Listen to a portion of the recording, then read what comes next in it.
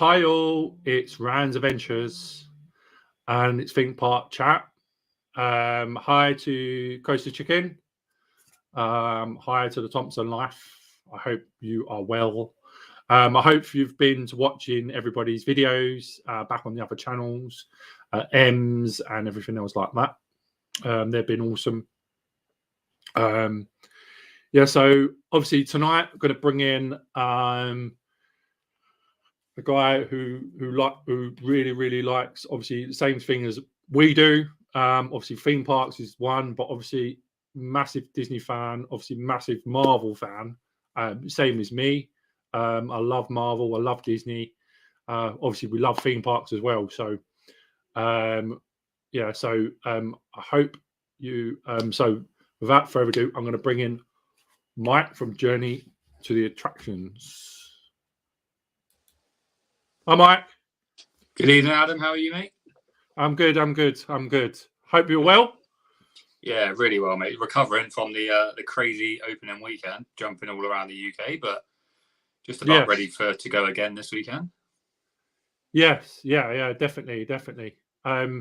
Because I understand obviously you had issues last weekend. A little bit. Yeah, a little bit. Yeah. So obviously went to Thorpe Park on the Saturday instead of Alton Towers.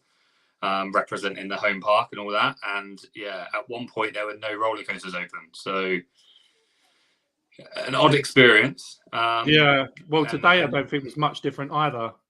No, I think judging by today, I've heard there was. I mean, Nemesis seemed open bits of it. Stealth was open for bits of it. But like I said, there was quite literally by 4 o'clock there were no roller coasters open. So we just went home. So I think, comparison to Saturday, I think today was issues, but yeah, compared to Saturday, Thorpe Park have held their hands up there and just said that was terrible from us. They know it was bad. So I'm just going to go back. They commented on your video. Yeah, so they emailed me as well. Did they actually email you and say something to you? Yeah, so they emailed me as well. I'm assuming they got my email from the video or whatever. I don't know how they did it, but because obviously I joked around saying how I'd emailed them saying to subscribe and watch. I didn't do that, but I got an email randomly. I was out shopping this morning, got an email, I had a look.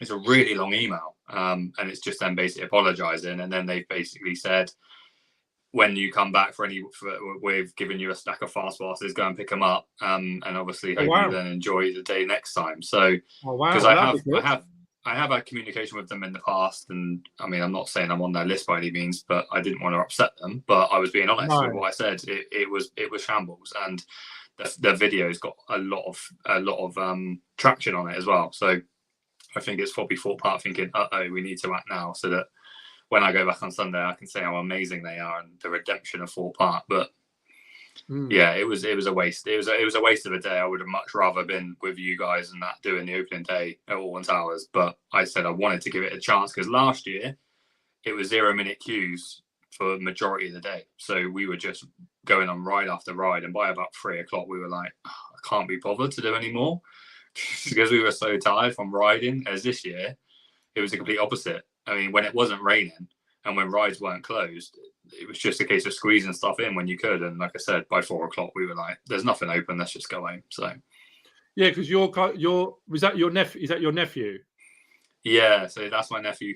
So one of our first videos last year was his first time. So he's I'll see that. Yeah, I'll see that. He got to 1.4 and he's kind of stayed at 1.4. He's not really growing. So it took us a while to get him up to that. And then I wasn't sure what he was going to do rides wise, but to be fair to him, there's nothing I've thrown at him yet that he hasn't done, and nothing he's even been hesitant on. So yeah, he's an absolute trooper. So I took him back, and like I said, because he's an annual pass holder as well, we thought it was just going to, because last year we said that the annual pass day was our best day. We didn't have a better day than that because obviously there was no rides, there was no queues, all the rides were open, and we just did ride after ride, and then we went home, and it was like, we're not going to peak that this year. Whereas this year, it's like, I hope it can't get worse than that. So yeah, he was very disappointed, which upset me a little bit because, like I said, he had such a good day last year that we kind of picked it up and expected loads this year. And it's like, how do you tell kind of an 11-year-old that nothing's open because they don't understand the mechanics of it and all? So you're saying, we got to go because nothing's open, and and he just doesn't understand how that is, and the fact you're trying to tell him it won't reopen because it's 4 o'clock. I'm just going to stand up. Sorry. Yeah, that's all right. Oh yeah, nice. Yeah, we have to get. Trying to work out what my top was. Oh yeah, I can't see the comments because I ain't got my glasses on because I'm blind a bit. But, I just want to say hello to people that are dropping in quick. So obviously we have Coaster Capturers, Jess and Dow. We have Oscar's Airtime. We have Tracking Tailors. We have Walking with the Woods. Kaz, obviously part of Dave's Adventures. And we've got the Thompson Life as well. So evening all. I've had the joy of meeting a couple. Well, I say a couple, the Thompson Life, and obviously seeing a few on Sunday. So thank you for coming to this. Can't wait for Sunday. Can't wait to meet. Yeah, for obviously Thorpe. Hopefully, you'll be able to use some of them fast passes at Thorpe on Sunday, as long as you don't have any issues with obviously stealth. I mean, everybody was going on today about stealth, about it rolling back, and obviously the anxiety. I understand the anxiety thing to do with stealth, where it's not, supposed to do something and it's not doing other things. But obviously, some enthusiasts want it to roll back because obviously it's another experience, isn't it? But obviously, some people's experiences would be, some people's anxieties would have a problem.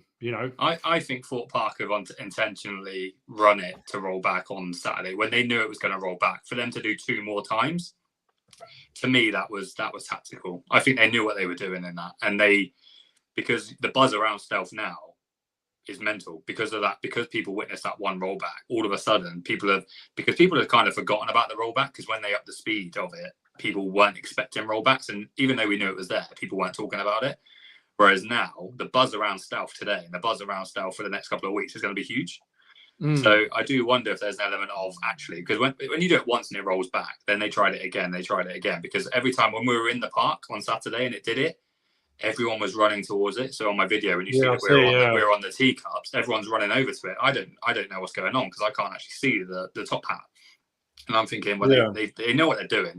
They're enjoying this moment because, like I said, stealth is now one of the most desired rides in the UK because people are thinking, oh, I might get a rollback.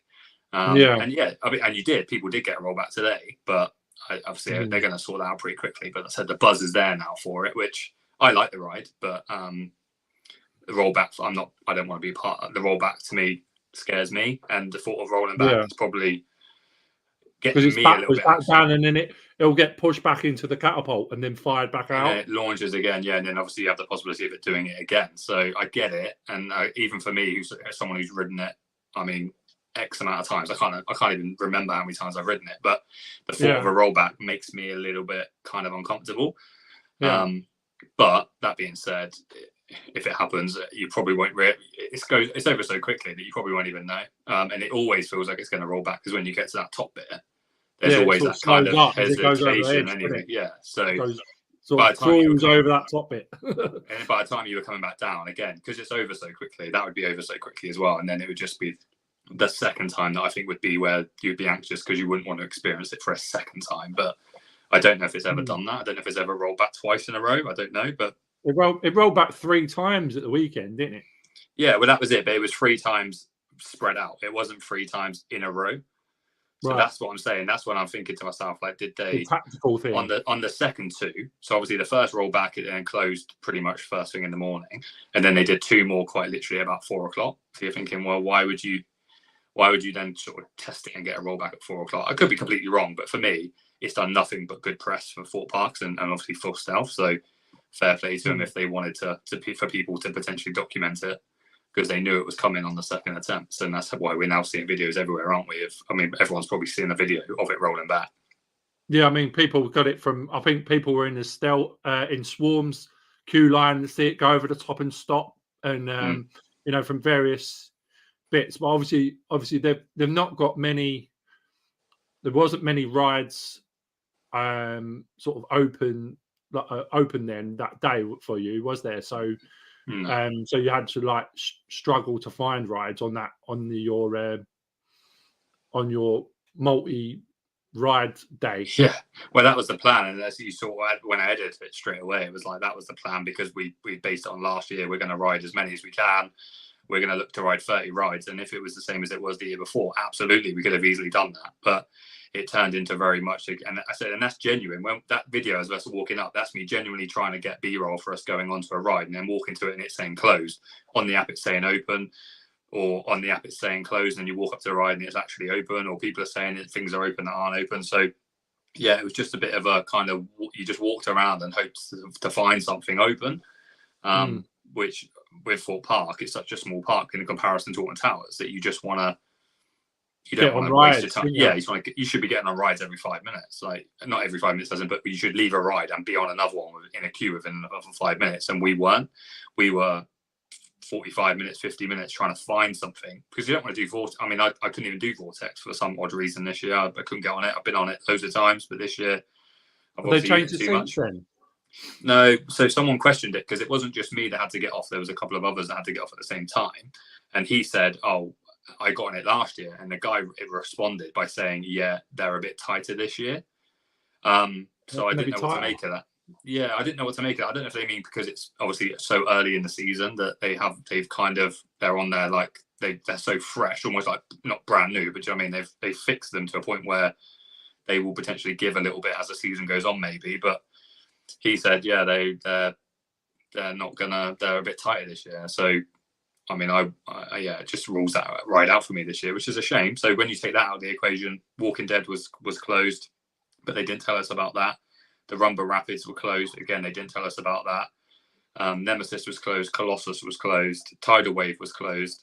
And then Soar and Swarm kept closing intermittently. And obviously, since Stealth then closed pretty much from about 10:30 in the morning until the whole day. So when you read that list out, it doesn't really leave you much. Like I said, I don't really want to be doing Rush and Flying Fish and Vortex and Flying Fish, 30 times. And Swarm. Yeah. I mean, every time I went to Swarm last season, it broke. Yeah, so, I've not had that. Yeah, I've not had that luck. I mean, Swarm's up there for me as one of my favourite rides, probably my favourite at Thorpe Park. I've never had the experience of it breaking down.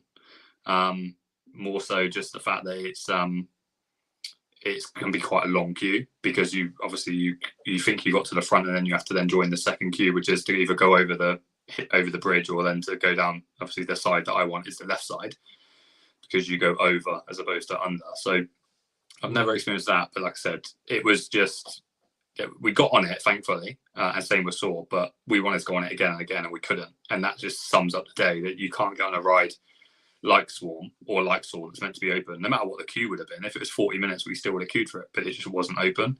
And even when we went on Swarm, we had to stand there and wait for it to reopen for us to then get on it. So yeah, it was a shame. Like I said, I'm just hoping that Sunday is a lot better, and we can potentially do. Because with Swarm, right? Last season I got on it. The one time I did, and I was sitting back left on the outside. So when I see the train go like that and down, and I was still on the lift hill, but the best place for people say to sit is the outside right, because obviously you're the last thing to go over as it sort of turns. But I love the theming on Swarm Island anyway. It's like the theming in Swarm. I mean, B&M are good coasters. Obviously, it's the only wing we've got at the minute. Obviously, the one that opened at Jumanji's not really. It is a wing coaster, but it's a shuttle coaster. It's not a. It's not going to have the throughput like Swarm has. Because obviously, Swarm can ride 3 cars at once, like one in the station, one coming back, one going up the lift hill. But obviously, that's going to only be able to run one. I fear for that ride on opening kind of a couple of weeks. It's going to be Chessington's going to be mental. Jumanji area is going to be mental for that. Like I said, it's going to be so slow. Yeah, I definitely think it's going to be. I mean, that's probably why I think they put the flats in there, because obviously it's going to be the queue line for that thing is going to be massive. Yeah, they needed more rides though, but I'm excited to go there because I enjoy going there, because it was one of the first. It was sort of Legoland and Chessington were the first theme parks that I went to regularly, so I've always got an attachment to Chessington, and I mean, on one of my recent videos, I think people saw the emotion that it brought out in me. So it's always a place that I'm going to absolutely adore. and Vampire Ride, for example, is just one of those rides that you go back purely for that. So if they've given this bit extra, these extra rides, my favourite. Yeah, it gives you more of a reason to now go, because you can go for Vampire, and I still call it Bubbleworks, because obviously it's Gruffalo now, but it was Bubbleworks for me growing up. The original Bubbleworks, not the original Bubbleworks, not even the what was it? Was it Imperial Leather Bubbleworks? It was It was the original. Mr. Bubbles, Mr. Bubbles Bubbleworks. I remember that place. I was sticking my hands in the fountain when I was a kid. Yeah, you had the and then you had the animatronic, the ones that go over the top. Yeah, and then you had the weird little animatronics, kind of like Willy Wonka's kind of people doing stuff, and it was such a good ride. I mean, I get why they've added the IP to it, but for me, I'll always call it Bubbleworks. But that is a ride that I would go back there just for that and Vampire, so they're quite literally next to each other. That's enough for me. And now, obviously, going over to Jumanji Land or World, whatever it is, as well, just gives it a little bit extra. But also, it might take it away from the likes of Vampire and give you more of a freedom to roam around, and then just jump in the queue for probably an hour. I would have thought hour and a bit. I think maybe what it'll do, it'll relax, because normally when you go like Vampire, I remember obviously Vampires, they've changed the trains on Vampire, because obviously you used to have the bats. Yeah. And that's when I went to as a kid. That's why I love the Vampire, because of them bat things. I love them because it was like bats flying through the trees and stuff, which was good. And obviously your legs, but I suppose they did that where they did the seats like that, so obviously your legs were dangling, so it's a bit more thrilling, I guess. Do you remember? Yeah, but do you remember when they did the big? I don't know if anyone else remembers if they're old enough, but they did the big marketing thing about the fact they had taken the handles off, because obviously you used to have those silver metal handles on the hand things, and then they did this big thing to say that obviously Vampire is now not got handles. It's going to be terrifying in bits and pieces. Obviously, you could still just grip onto it anyway. But they did like a big marketing campaign behind that to make that like a real big thing. When they changed it over, it was like, oh, we're taking the handles off. It's going to be terrifying now. And it's like, it didn't really change the ride, but that's how old I am. I remember them literally taking them handles off. I think they should invert. I think they should invert. Like, I mean, now they've got that thing. They should really invert it. I know it's 30 years old now, so it probably needs a retrack anyway. Yeah, I don't think Chessington is that kind of place though, and I think this new Jumanji thing sums it up. They've brought in a potential B&M coaster, and they've gone, let's make it family friendly. Because I've also just watched the same B&M version for the Skyline ride at Legoland. I think it's Billund's Legoland or some another Legoland. They've done a B&M coaster, but they've done it based on the Skyline that we have at Legoland. So the ride car looks incredible. As a big Lego fan, it looks amazing. Lego built, isn't it? Like Lego. Yeah, Lego built Skyline, and obviously I'm all for the Mythica, and I'm hoping to get back and buy that big plush, because as a family we love. What's his name? I forget what his name is now. You got Bits and Bobs and I'm trying to figure the Skyline. Literally, what's his name? It's Majestic. No, that's going to annoy me now. Anyone remember what it is in the chat? What's his name? Begins with M. Yeah, it begins with M. Yeah. Maximus. Yes, Maximus. Yeah. I'm obsessed with Maximus. So yeah, I saw that and I was like, that'd be again family friendly B&M. With him in have you seen him inside the? You've got that big version of him. Obviously, you've got small ones of him in the window as you go in the queue line. But then you've got that bigger one. The massive one. And I was like, I want that, but they've only got the little one.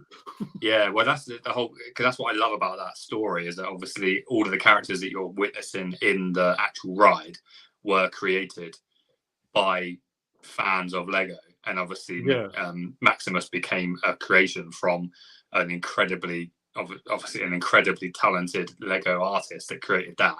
And like you said, if they released that set, I would dread to think how much that set would be.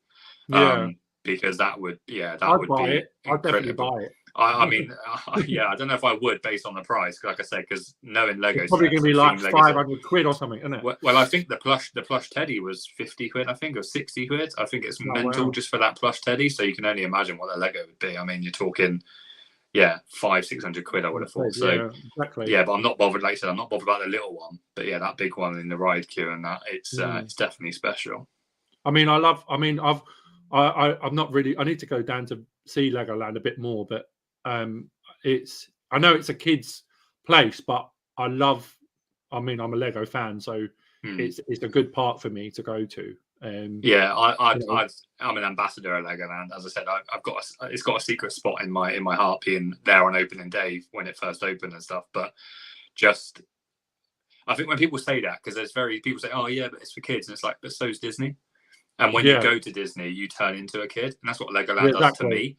It turns me into a kid because I love Lego, and the fact that I'm addicted to creating Lego is probably, yes, necessarily a childish kind of hobby to have, but it just takes, when I'm building Lego, it takes me away, and when I go to Legoland, it just takes me back. Whether that's because I used to go when I was younger, or whether it's just because it's like my version of Disney. Because growing up, where in my household growing up, Disney was never a possibility. We would never have been able to go to Disney. We grew up in kind of a council estate and everything else, so it was never an option for us. So we'd watch the adverts on TV, but it was never like, we're not going there. Whereas Legoland was like, oh, hopefully we get to go there one day. And like I said, I was lucky enough to go there on opening day and then go regularly to that. So I love it. I think it's got so many good aspects. And in terms of theming, I say it's up there as one of the best themed parks in the UK. When you really look at it, and for example, you look at the Monster House Party ride and stuff, and you look at the detail they've put into that, and just the general detail. I didn't realise that's a Vekoma Madhouse. I've never been in there, but that's a Vekoma Madhouse, isn't it? Yeah, it's exactly the same. Yeah, it's exactly the same, and it does obviously it does a similar thing where the room spins, and then obviously you're on the ceiling and you're looking up at the floor and everything else, and it's just got a really nice theme song to it. And in one of the videos I've just edited about Hex, that's coming out on Wednesday, one thing I love about those kind of rides is because they catch everyone by surprise. I love the atmosphere in there, because no one really knows what's coming. Because unless you've been on Hex, I remember the first time I went on Hex, I was like, what is going on? I don't know. Too.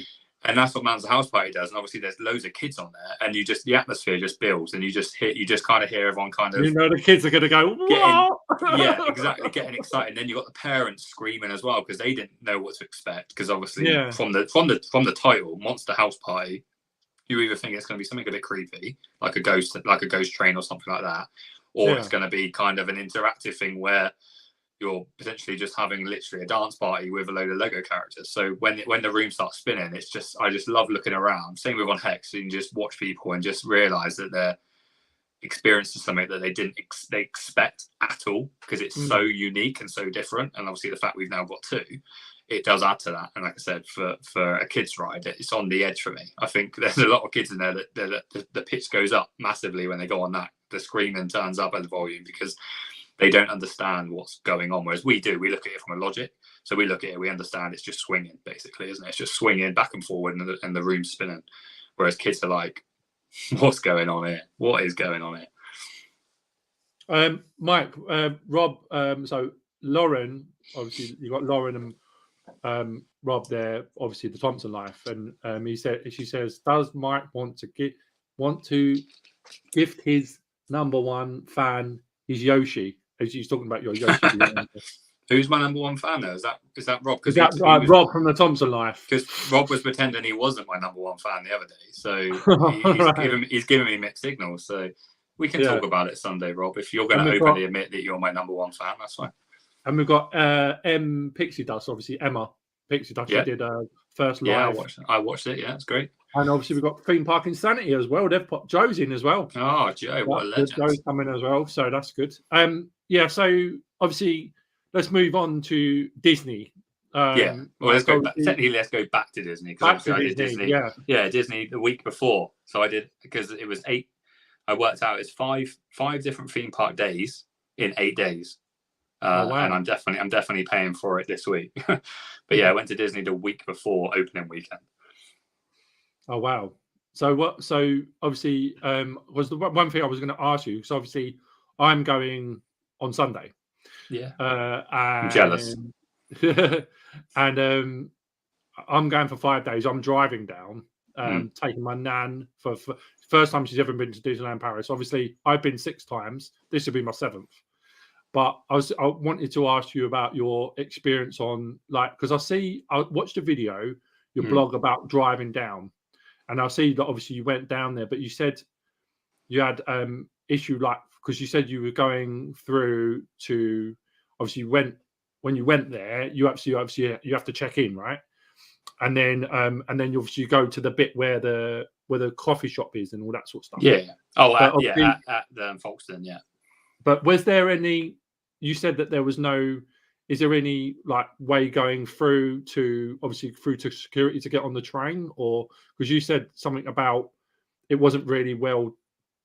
Documented? Yeah. It was a little bit confusing for someone that's been for the first time. So when you arrive at Folkestone, you get to kind of like, if everyone experienced like a toll on like the M6, for example, or on the M4 bridge over to Wales, you get to almost like a toll station. Then there's a screen to which I can't remember if you scan something or you basically put your details in, and then the first question it comes up with is available trains.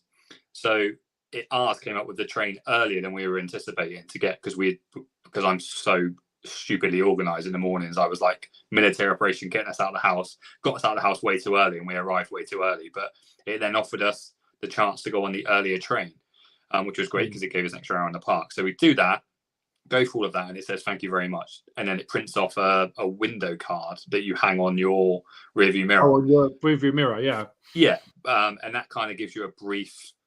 It gives you a number, so I think it was like C6 or E6 or something like that, and I didn't really understand what that kind of represented and whatever. Put it in the window, not thinking about it, and then realised actually we need to read that. So we took it off and read it, and it kind of explained.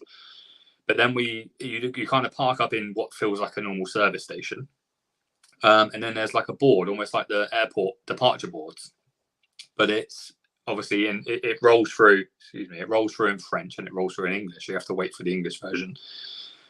But it just said it was just kind of like, didn't really explain what it was. So we went inside thinking there's going to be another board with more information, and there wasn't. It was just, I said, like a service station, a few places to eat, a few shops, that sort of stuff. And then we went back outside and just kind of watched that board and just waited for that board to do something. And then eventually it came up with us, let's say C6, for example. It then told us the train number, the C6. That was our number. That was our number that we printed off on our door hanger. So it obviously assigned us, yeah. So I think the way they load them is they load HGVs onto a train, then they load medium vehicles, and they load small vehicles. So I think we're in like the second. We were in a medium vehicle, so we were classed as kind of like the let's just say C3, which was then like the third boarding, and then there was one more after us. So we then went to, and it then said proceed to gate basically. And I just followed arrows on the floor that said France this way. That was literally what it said. It said France and an arrow. Yeah, on the floor, yeah. Yeah, not exit or like this way or anything. So it was like France. And we're like, well, yeah. So we said, oh, okay, we'll just follow that and hopefully we get there. France. Yeah. Eventually, we got through to UK Customs border control, gave our passports, drove 100 meters forward, and then went to France. So for a little window, we were debating whether we were in England or France, because we had obviously left England but weren't quite in France yet. 100 meters down, you then get to the France custom border, passports again, so you get a couple of stamps in that, and then obviously you then drive. Get out of the car at any point? No. So they divert some cars off. So there were a couple of cars being fully searched, and when I say fully searched, I mean quite literally, they were tearing these cars apart. Oh, so really? I was just praying that we weren't one of those, because it was 7 a.m. in the morning.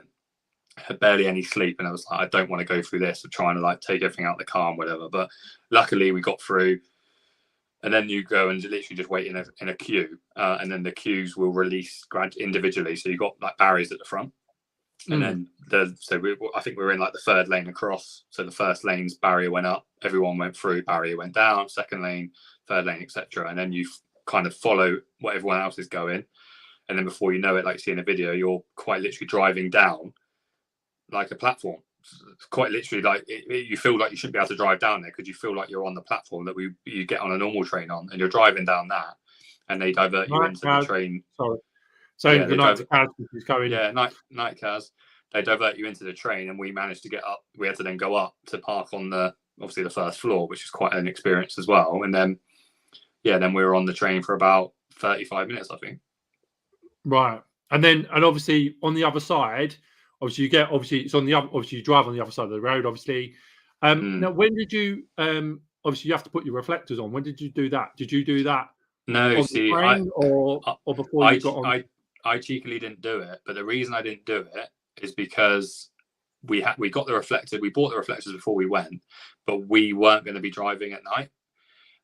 So I turned my lights off because we were quite literally driving from about 11 o'clock till 2 o'clock in the afternoon, and then we were driving from 2 o'clock to 4 o'clock in the afternoon the other way around. So we didn't put them on naughtily, because I want to keep them just in case we need them for next time if we go at night next time.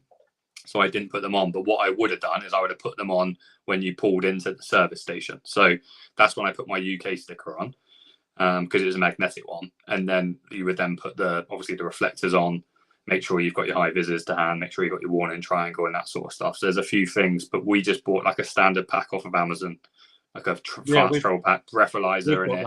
We've got that as well, but we didn't get high vises though. Do you have to have high vises then? You're supposed to have high vises, one each, at least one per person. Really?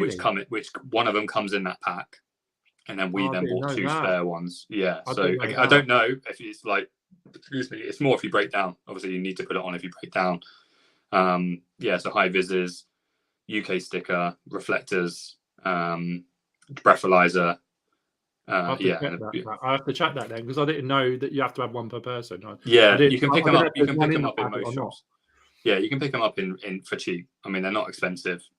I was expecting them to be sort of a tenner each, and I think we got asked for $2.99 each. So we just bought them, and we're just going to leave them in the car now, just in case. It's always handy to have, obviously, a high vis jacket, just in case you do break down here in the UK as well. So I mean, I will put it. I mean, I bought it for, obviously, because we're going in my nan's car. So my nan's got a because like they said, like some lights don't need reflectors, but I think they do, obviously, because obviously with British cars in another country, that's the thing, because of it. Yeah, we're on the opposite side of the road. Shine, yeah, ours are designed to, obviously, for us to be turning around certain bends, whereas obviously the French aren't. But yeah, I think they pop on pretty easily. They're templated out. But the only issue we had with the whole journey was actually when we left the train in Calais, the sat nav didn't pick us up. So the sat nav didn't know, it was directing us on roads that didn't exist, and it was going a bit carnage. And obviously I didn't even look. I just relied on the sat nav. I didn't even know what motorway that we had to join.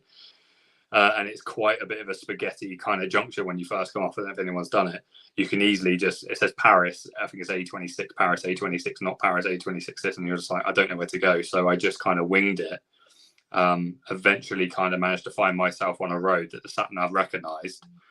And we then drove on. But that first section, if you are doing it, I don't know if you are going to use sat nav, I would recommend just making sure you know which way to go when you get off the train. Because like I said, thinking back, it probably does say A26 Paris, but I wasn't 100% sure. I was relying on sat nav, and the sat nav was confused, so it was making me go all the different ways. And then, like I said, eventually I just ignored sat nav, just got on the road, waited for the sat nav to recognise where I was, and then eventually we found it. We found a way, but it was a bit, obviously, because you're in a foreign country. Normally, if you go the wrong way, you think, oh, that's fine. But I was like so stressed because it was not my first experience, but my most recent experience of driving in France. I was a bit like, I could do without this, but like I said, sat nav just didn't know where to go. So just be cautious. Anyone that's doing it, that's the only thing I'd say, is be cautious and find out which way you have to head when you come off of the train. There's probably some. I mean, I'm going to get somewhere. I'm going to sort of like get a best, get a paper version as well, just in case, like with the roads and stuff.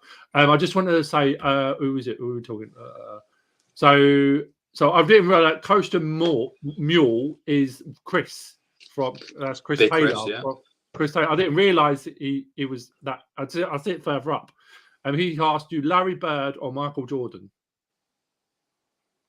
I don't know why he's asking you that for. I know why he's asking me this, because he's testing me on my hat knowledge. Because your hat you're wearing. He knows the answer. He knows the answer. Oh, right, obviously. Okay. Don't be put off by the hat. We all know Michael Jordan is the best basketball player ever. Let's be honest.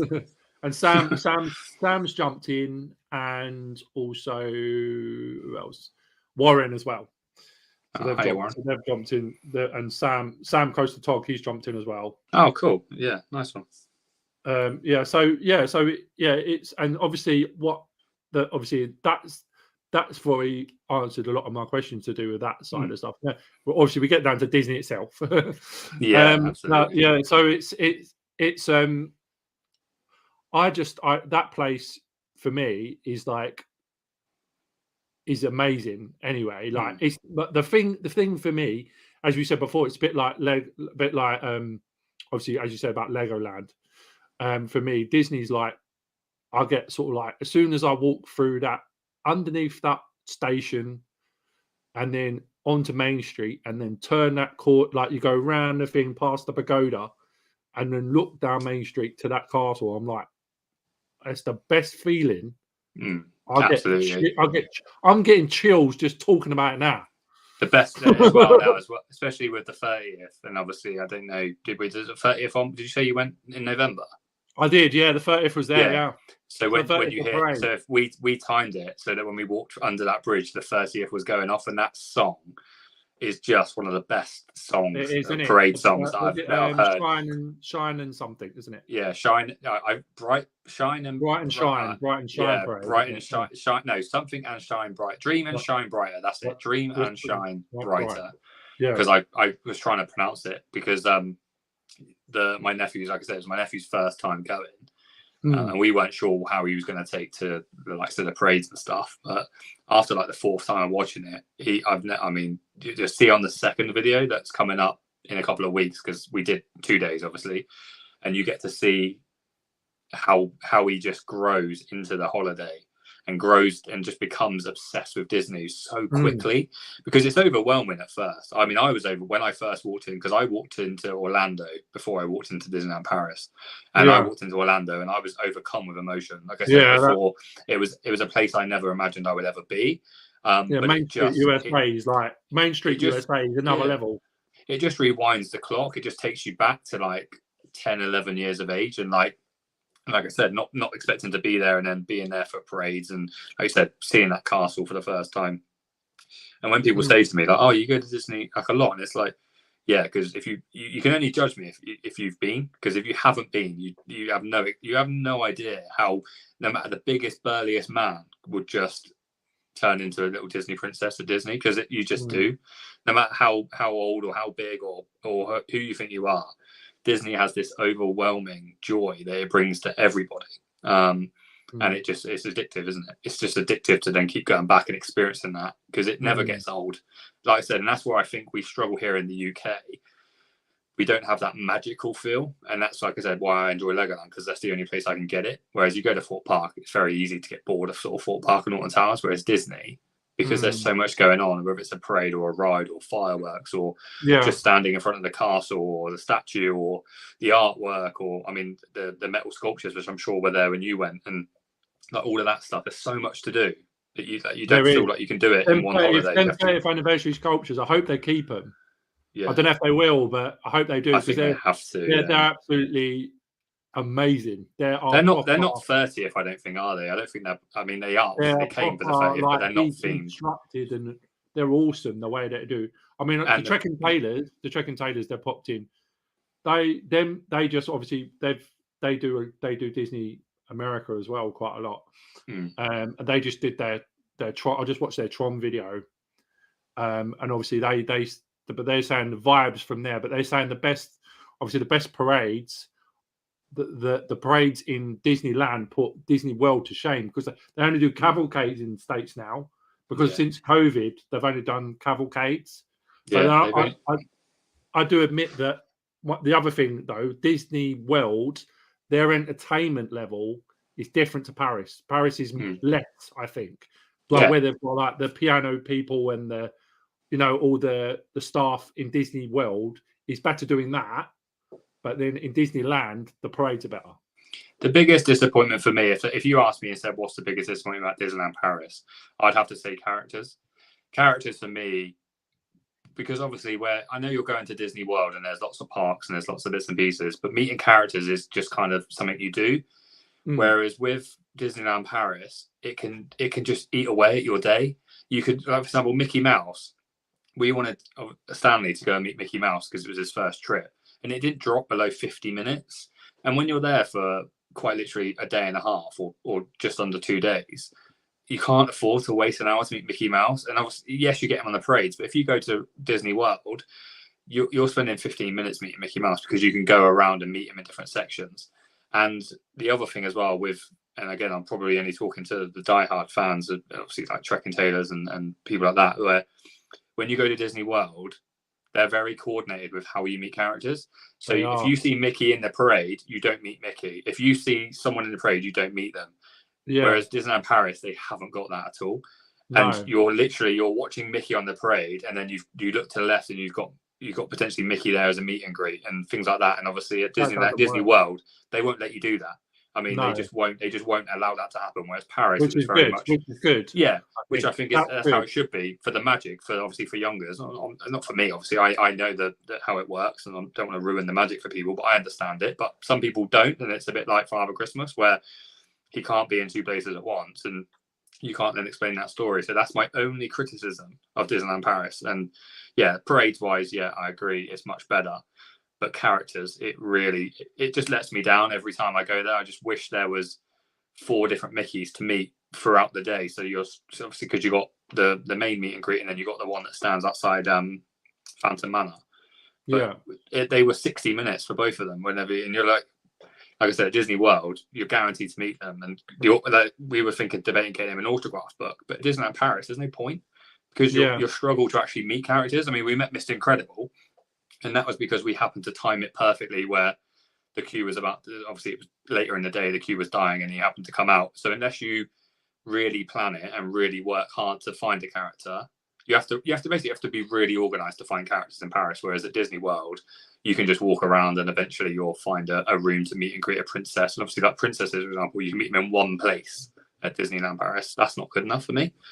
So yeah, a bit of a rant there, but that's the only thing that I think lets it down. I don't know if anyone else has experienced that. Either that, or you've got as the Trek and Taylors are saying, obviously that they're saying it's like a push and shove thing in Disneyland Paris. Like you basically through, you don't get a lot of time with the characters. Where obviously in Disney World, like you've got if they're in like Epcot, you won't see them in Disney World. You'll see like if Pooh's in Epcot, you won't see him in Disney World. He'll be there or there. Or obviously, I know the parades are different, obviously, because they've got different costumes on.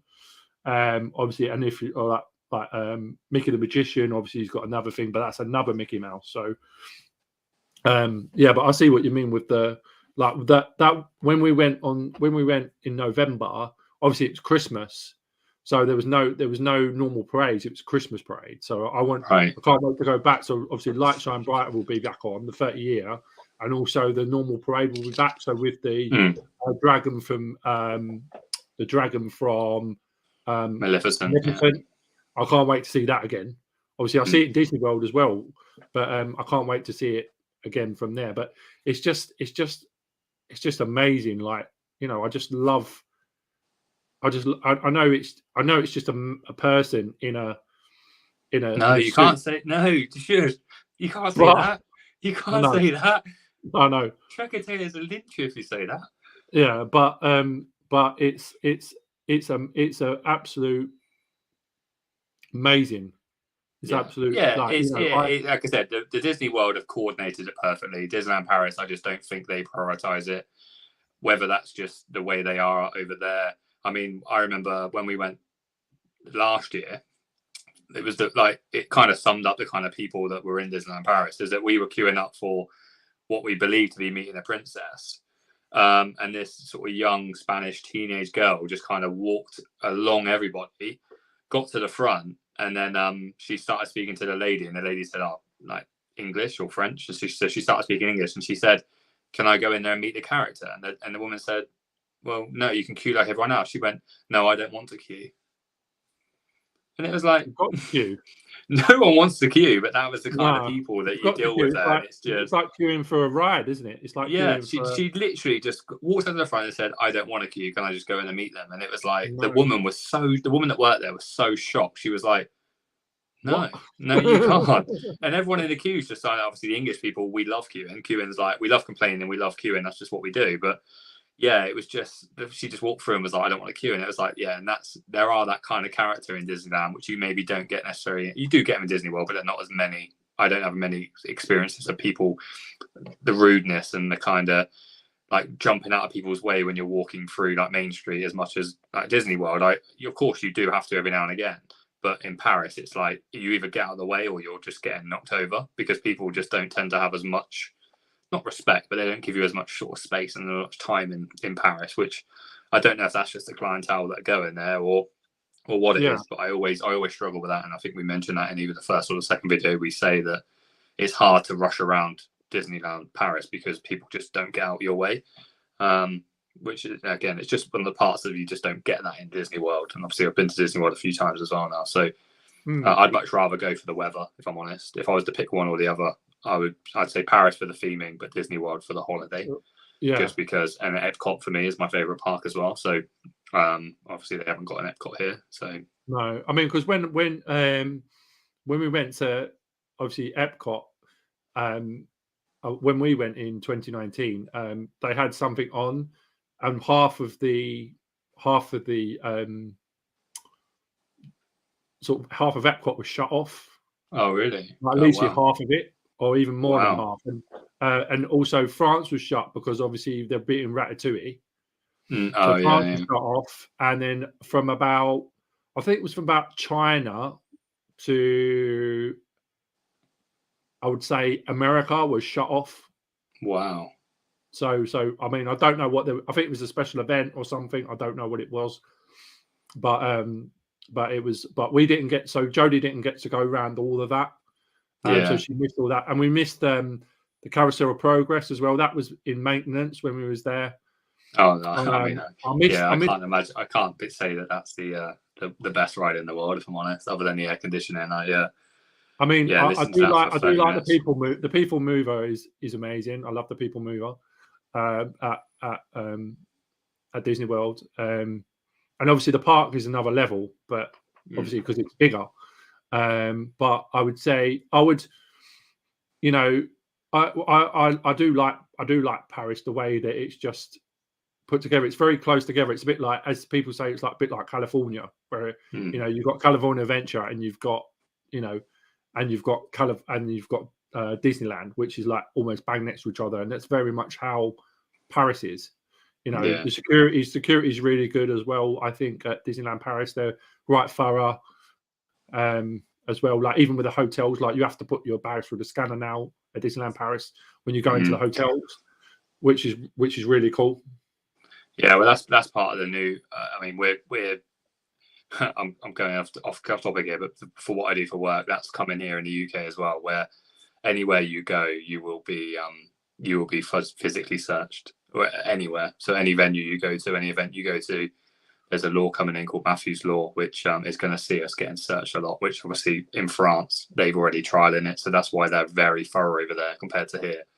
But it is changing here, so yeah, prepare yourselves because no matter where you go, Thorpe Park are a bit. Thorpe Park, when you come, well, it's going back to Britain. Thorpe Park is obviously their searches. Obviously, they search the bags a lot thorough. Yeah. But obviously, when I went to Alton Towers at last weekend, they just sort of looked in my bag and closed it again. Yeah, when I went to Thorpe Park, I think it might have been Pass Holiday last year. They searched a guy who was with his son. And I think his son was sort of a young, not teenager, but pre-teens. And they found like the Rizzler on the guy. And because they found Rizzler on him, they didn't let him in. And I was like, So, and I was like, that is thorough. I mean, because obviously they're assuming that, I don't know, you sit on the fence there and you think, well, actually, like, obviously you kind of get it and you don't. But yeah, they said basically because he had just Rizzler on him and didn't have anything else, they assumed that it was drug paraphernalia and they didn't let him or his son in the park, which I was shocked by because obviously this was before they had that incident, the knife incident at Thorpe Park. So it was quite interesting.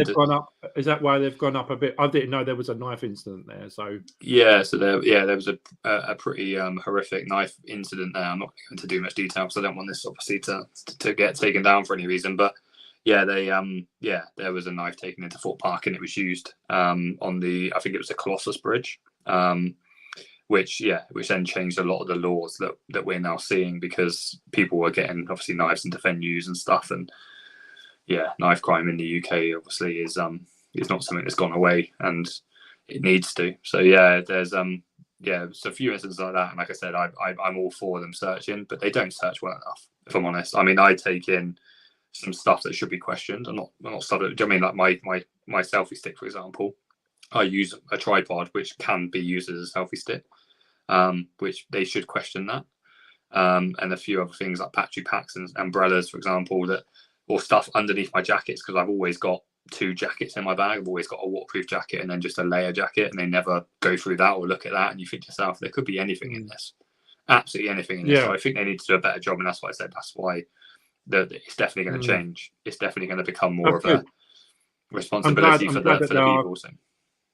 I'm glad they are clamping down on stuff. I mean, I just wondered why it was so.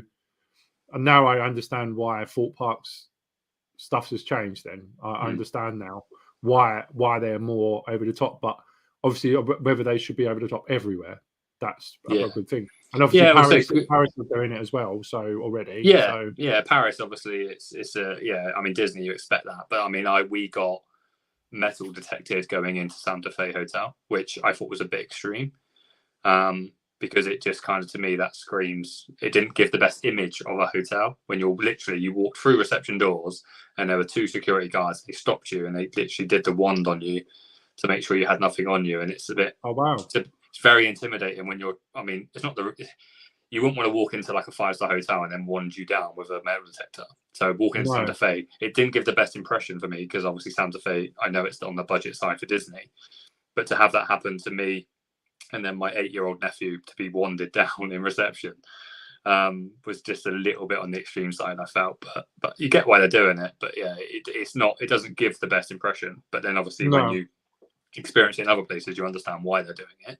Yeah. But yeah, from a hotel perspective, it's not the first thing you want to see when you've driven for 6 hours of driving and about 8 hours of journey to be metal detected before you could go and check in with nothing on us. We had no bags on us. We had nothing, literally just 3 people, and we got scanned down to make sure we didn't have anything on us. So I don't know who's sneaking stuff into Disney hotels, but obviously somebody's done something in the past and it's put them on alert. But then saying that, I walked into Art of Marvel and I didn't get it there. So maybe it's just a Santa Fe thing.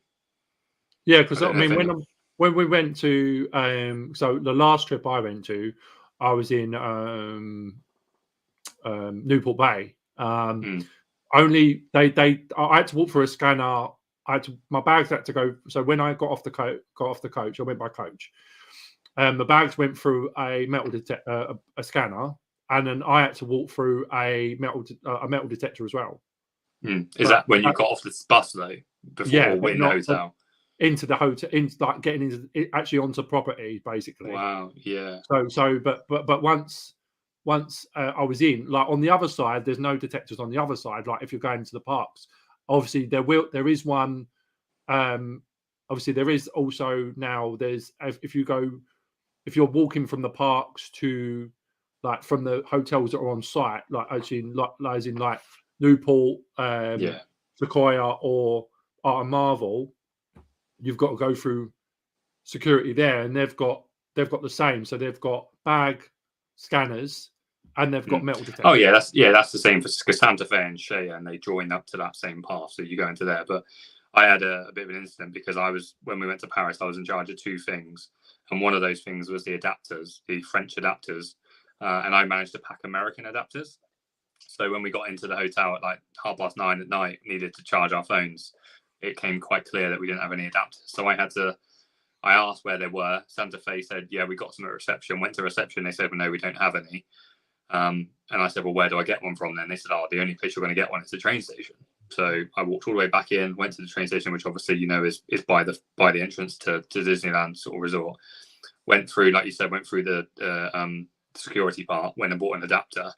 Went to come back through 100 meters and said, can I jump back through to go to the hotel? And he said, no, you have to go all the way around Disneyland, go through bag search, which obviously people leaving the train station were going through bag search, and I had to walk all the way around and then go back into the hotel.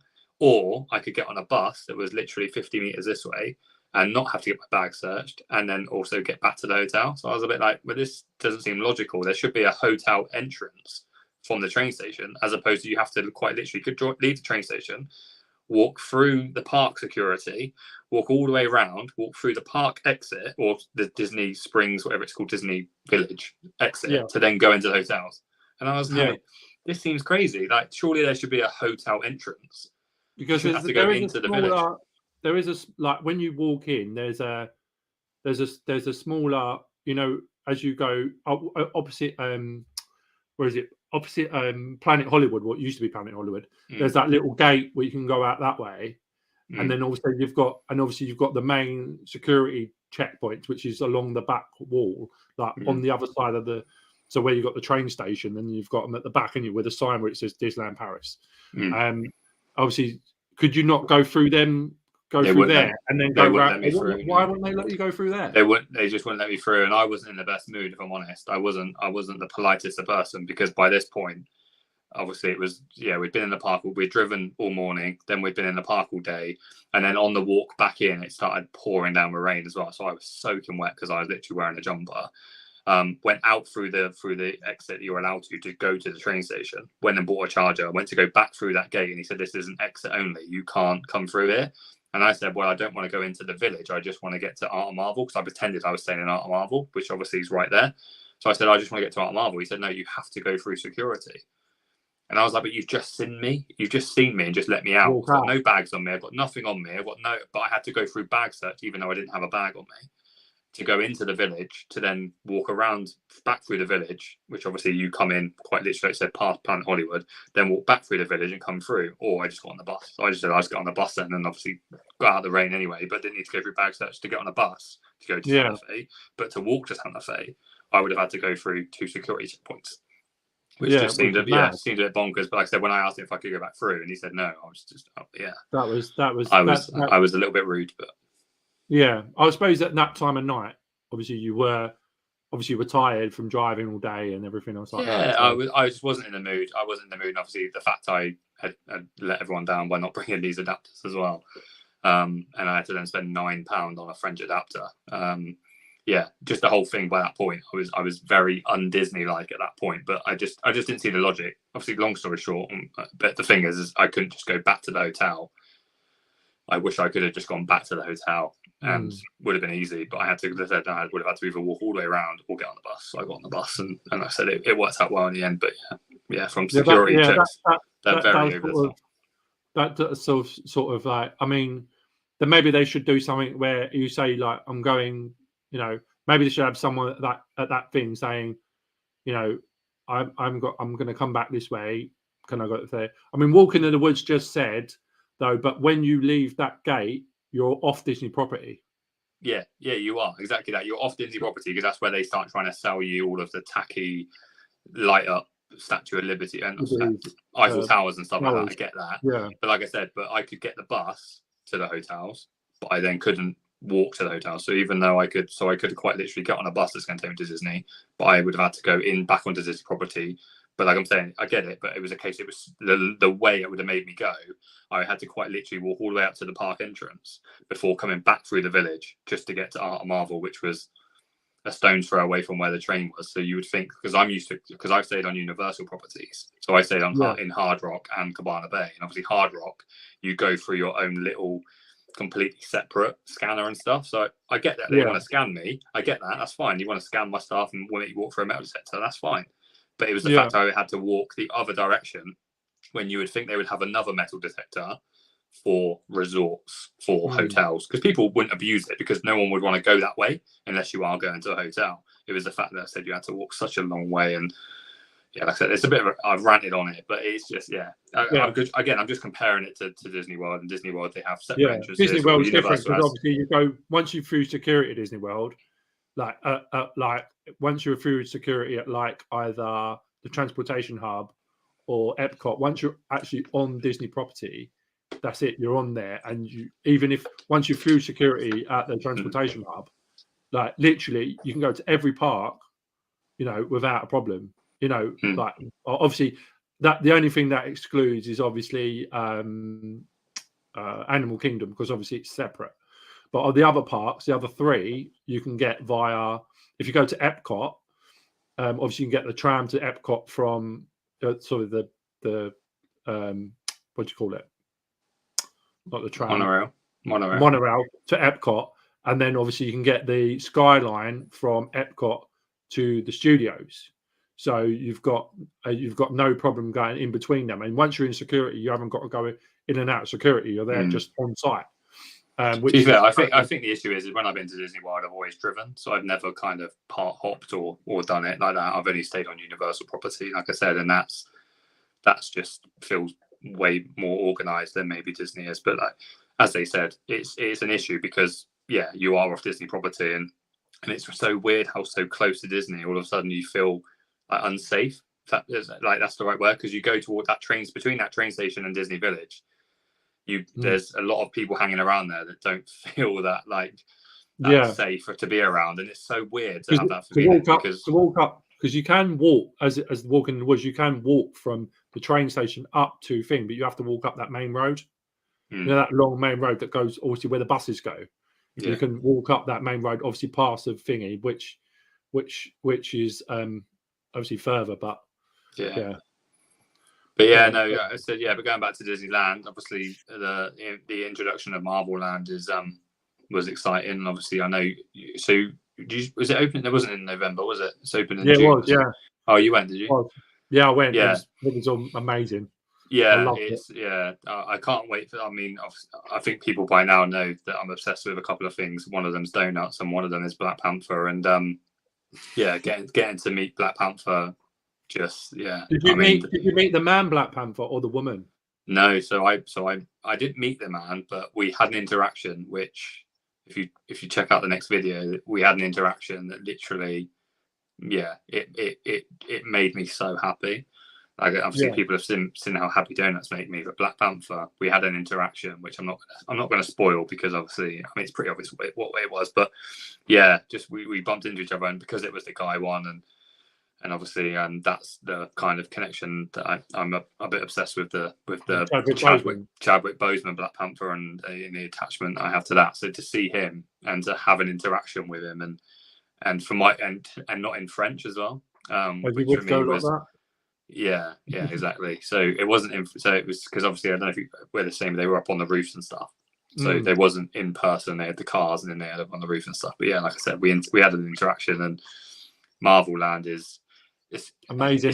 It's made me want to go to California because I feel like there's more going on in California. I think there is. I think California's one's bigger as well. Yeah, and obviously you've got shows and stuff which I've heard hit and miss. I've heard people say that maybe we could have met characters and stuff in the evenings, but when we were there was nothing going on. Whether that was a weather thing, rain thing, or whatever, there was no. Whereas when I've seen California, I've seen shows. I've seen like the Jabari from Black Panther, the female like war group do like a dance and stuff, and then you've had the Doctor Strange interactions and stuff like that. Whereas obviously we had one interaction which was quite literally Black Panther. That was the first character we met or saw, and we didn't see another one, which was a bit disappointing. Whereas I've seen, I mean, TikTok for example, I saw earlier, and I saw Iron Man walking through, and when you try and meet the characters, you can't guarantee what character you're meeting. And that again just blows my mind. It's like, oh yeah, you're going to what they call a heroic encounter. Is that the training? Is that the training hub? No, they have the training hub, but they also have the heroic encounter, which you basically you join the queue, but they can't confirm which character you're going to see. Oh really? Which for me, it's like, well, and there's some I don't want to meet. If I'm honest, I'm a Marvel fan, but there's certain characters I'd like to meet, and there's certain characters I wouldn't. Because when I went, it was raining. And the characters weren't coming out a lot. Like when the first part of the day it was raining, and then it dried up, and then they started to come out. But one person I missed, the one person that weren't there was Iron Man. I did not see Iron Man. And did you go? Did you go on Flight Force and see the? I went. The animatronic is incredible. I love that so much. It's such a good animatronic, but I get that you're in France. I get that obviously you're in Disneyland Paris, but at least if they're going to do it, use the Tony Stark's voice. Get Tony Stark to potentially speak French. That was the only thing that I thought was just a little bit disappointing, is that it wasn't the Tony Stark voice. It was just and a lot of the characters. I mean, when Tom Holland did, I'm not expecting them to learn French, but you would think that they would at least maybe attempt to kind of do it, or do an English run through and a French run through, and at least have Tony Stark, whereas it was just purely French, and it just for me, obviously, I've not watched it in French. That's again why I want to go to California, because I'd love to have that interaction with the characters that I know, and the characters that we've seen, obviously, on the movies and stuff, speaking English with their accents and stuff like that. And for example, when you meet Spider-Man, Spider-Man is obviously, well, he's not English, is he? He's American, but it's played by Tom Holland, and you've then got this guy with a French accent speaking English, and it just doesn't work, does it? And that's why I think either just don't talk. Maybe it might be better just to not talk and just build that kind of, because you wouldn't expect Mickey Mouse to start talking French, would you? So no. I mean, that's the way. I mean, that because that's what Trek and Trailers saying. Trek and Taylor, sorry, are saying. Did the Black Panther have a French accent? Obviously, he did. No, did he talk? He probably did, but he was up on the building, so he didn't speak French. Right. But I guess I'm overthinking this way too much. But if he did, it would still work, because obviously the native tongue of Africa and stuff, there's a lot of French speaking. That's right. There's a lot of French speaking African countries. So again, it would still kind of work. But little cheeky Spider-Man speaking with a French accent, I don't know, it just doesn't. It didn't go, no. Yeah, it just doesn't work. That's because I'm such a huge fan. Obviously, I'd love to meet Tom Holland, of course, and obviously not Chadwick Boseman, of course, but I'd love to meet those characters, and you want to feel like you are meeting them, but you don't feel like that when you're meeting, like you said, Iron Man would be great, because obviously it can respond in English, or it can respond in French, or it can, even if it just walks around and doesn't actually talk, you'd love it, because it looks amazing, doesn't it? And that animatronic, well, I mean, they're redoing obviously Friday's thing on the campus building as well. I understand they're doing it when I think they've done it, or they're doing it at the minute. But when I go as well, the Big Thunder Mountain shut. It's shut. Same for us, mate. Yeah, it was shut. That and Crush's Coaster was both shut. And Small World shut as well. So yeah, well, that's rumored to be opening. Obviously, I know you're probably going to just miss it, because there is rumors for the 1st of April on Small World. Yeah, I think they're supposed to be putting more characters in and stuff, like more like different characters from, like, I think they're changing like some of the characters in there. I think I understand. I've never done it, in all honesty, because every time I've been, it's been closed. And when I was 11, I can only recall going on Space Mountain. But it's just an iconic ride, though. But it's one of those rides that I have to be in the right frame of mind for it. Because it can either just drive me insane, or I can absolutely love it. And usually 9 times out of 10 in Disney, I'm in a very good mood anyway. But yeah, it's one of those songs or one of those environments that can very quickly just turn into, like, almost like an acid dream. Like, you're like, yeah. Like, this is like a bit of a nightmare almost. It's weird. Like, it's so on the edge. Like, if you take it in the wrong way and you get those creepy dolls. And I always said, could you imagine being in there on your own in the dark? Oh my God. That would be the creepiest place to be, wouldn't it? If you were just in there with those, they're still working, still singing, and just being in there on your own. I do not envy the people that work there having to go in there, because dolls freak me out. Literally, Fright Nights, when they introduced that I don't know if I've seen no spoilers, but the dolls. Did you go to Fright Nights last year? No, I've never been to Fright Nights. No, so there was a room. You walk through a room, and all along both sides, there's life-size dolls, a bit like the one in the Curse of Autumnana Q, you know, the creepy-looking doll that's in the distance. Guy with no eyes. They look like that, but they're full size. The first year we went, I was terrified of it, and I walked through, but nothing happened. So I was a bit like, oh, that's rubbish. And then last year, going through it, I knew that they would have taken the feedback from everyone, because obviously everyone I spoke to was similar. And I was like, there's no way they're not going to have someone in there this year. And I saw something flinch out my side of my vision, and I just knew it was there. But dolls, and it jumped out at me, and that creepy dolls, that's my clowns I'm fine with, but creepy dolls or creepy children. So Emily from Autumnana could that she's creepy, isn't she? Yeah, she's creepy. Yeah, she's really. Yeah, creepy. I mean, because Em's just said you need to go to Fright Nights. I mean, the thing is with Fright Nights for me, right? The thing is for Fright Nights for me is I don't like. So when I watched that video with Darren last week, this week, the beginning of the week. Obviously, the Fright Nights actor was in there. Mm. I don't like being sort of touched and stuff in mazes and things like that. And I know that sounds a bit weird, but if I go on my own, I was going to go on my own last year, and I was like, oh, I don't know what it's going to be like and stuff like that. But at least I know now that I've got all these guys in chat as well, and you, of course, that I can go there, and I'll be all right. If I go in the mazes with them, then I know that I'll be okay. Well, what's good about horror mazes is I don't like horror movies. I don't like being made jump. I don't like that kind of. That's when my anxiety triggers me. Is when, for example, when you're a little kid and people would run off and then hide around the corner, and then you would carry on walking. They would jump out on you. That was like, I used to hate that as a kid. That was my worst nightmare, and that's carried on into my adulthood. So when I go in there, it's like, what am I doing? But for some reason, I've kind of developed this coping mechanism, but also I kind of like that sensation because it makes me feel uncomfortable. Like, I like being out of my comfort zone. I think I always say it's really important for people to sometimes just step outside of your comfort zone if you get the opportunity to do it, because it will make you feel alive. And every year I dread it, absolutely dread it. And if you ever watch any of my videos, I swear, I scream, I yell, like just walking through the scare zones. But I just cope with it by laughing, or I interact with them.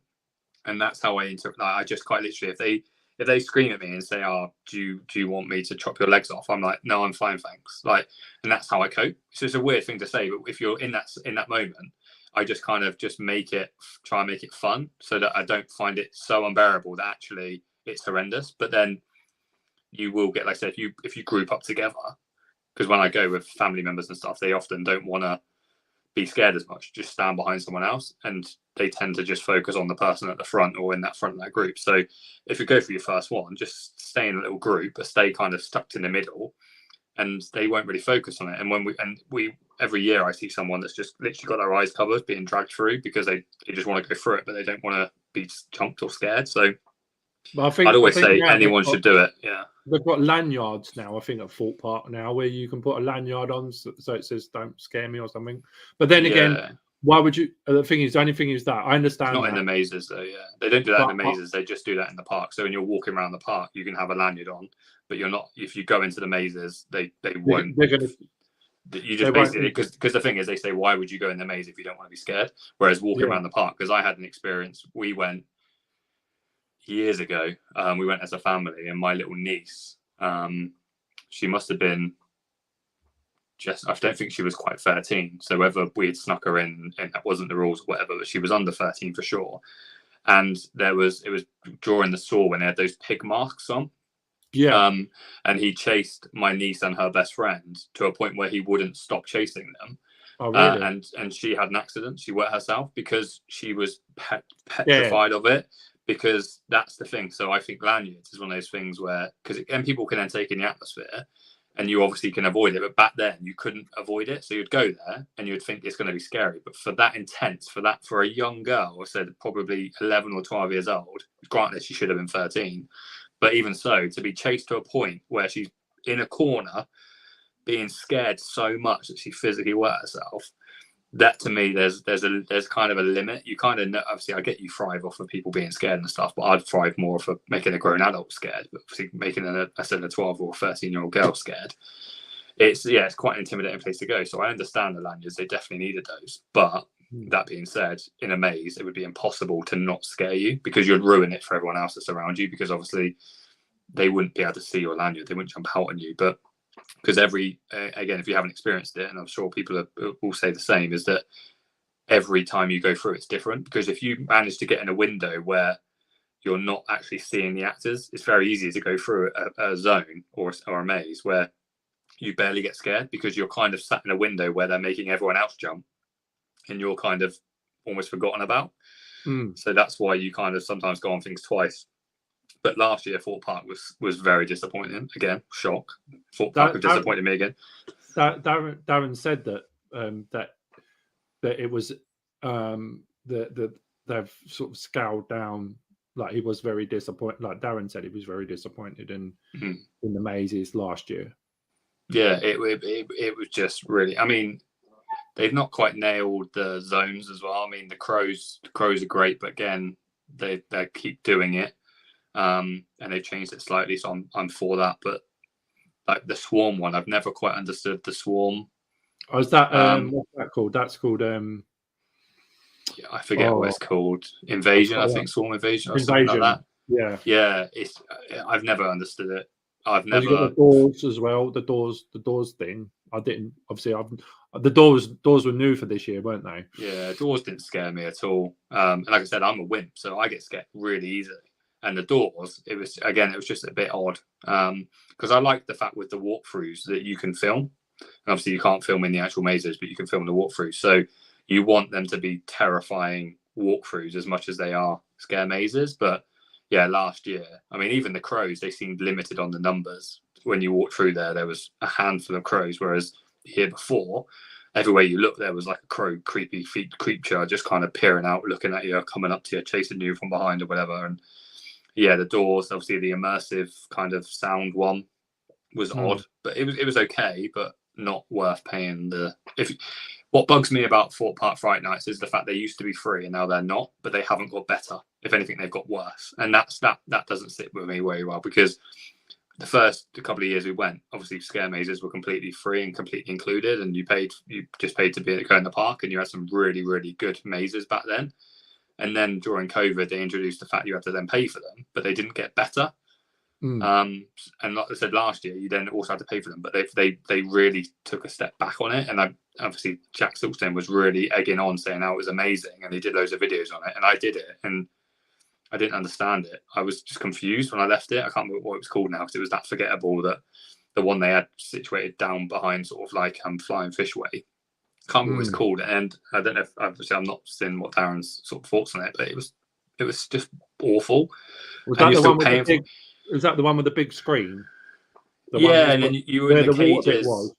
You were in the cages, and then they pulled you out of the cages from behind, and then literally that was the only slightly scary bit. And after that, it was just odd, because you were just walking through, and then there was. Oh yeah, Darren said that, didn't he? He said like he got, and he said he actually told him that he was going to pull him back through. Yeah, and there was me, and there was a guy dressed like Batman, which it's a weird sentence to say, but me and Batman were crawling. We got made to crawl through this tunnel in one of them, and we were sort of crawling.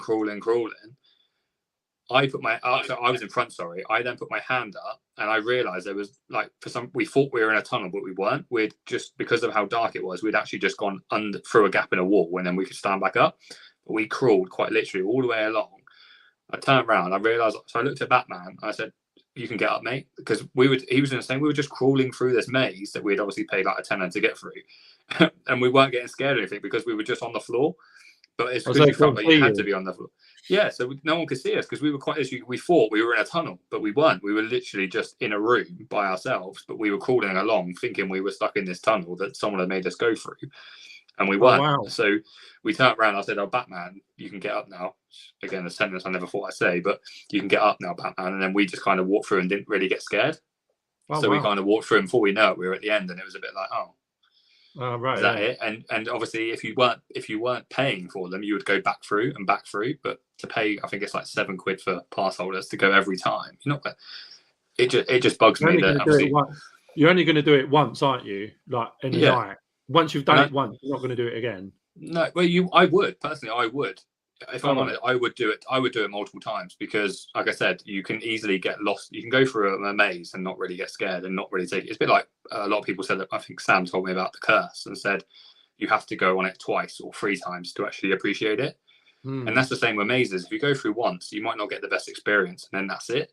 But you're not going to pay to go through again. But if it was free, I personally would go through again and just check it out. And if it's still bad, I would then give up. But if it was better, I'd be then tempted to go back through again, because you have to go through them a few times to get you'll get a different run. Every time you go through a maze, it will be completely different every time. And that's the joy of it. But if you can only afford to go through once, it's just, again, it's just defeats the object. But I'm not happy paying it's £27, I think, for the free mazes last year, and that's mental. Is that so that £27, is that just one run through? One run through of all of them, yeah, and that's it. That's all you get. So Oh wow, you get. That's not good then, is it? No, like I said, they used to be free. They used to not free, but they used to be included in your ticket, so you never used to have to actually pay separately. But for some reason, post COVID, like a lot of places, they've then said, "Oh, we're actually going to charge you for this, or we're going to make you do that." And I like the pre-booking part of it, but you should still be able to pre-book a maze if you don't pay for it. So once you bought a ticket, you could then still book a maze slot or whatever if they want to control the volume, because I know it gets a bit crazy. But for example, during the week, if you go on a Monday to Friday, you should be able to just go in the mazes as and when. Because I know Jack Silkstone did an event last year. He did, yeah. I almost went to. Off, didn't he? Yeah, like where you could go on you could go through the mazes time and time again. Yeah. But but then the rides were closed, so I was like, well, I don't really want to go for a party afterwards, and I don't really want to go just for mazes, so I didn't go. But thinking about it, maybe I should have, just to be able to really experience. But then again, like I said, they were rubbish, so you weren't exactly thinking, oh, I really want to go back to go on one of these mazes, because there was no maze that I recall being like, that was amazing. Trailers was okay. What did you think of? So I've never been to Scarefest either. So I haven't. You haven't been to Scarefest? No, this year will be my first time. Yeah, so I'm going this year. I'm planning to go. So I'm planning to go. Obviously, Fright Nights, because Em said, like, I was planning to go last year, and I said to Em I was going to meet them there. But then my anxiety of the mazes got overwhelming, and I didn't go. But I think this time, obviously, I've got more people that now. I mean, I'm sorry, Em, that I didn't go, but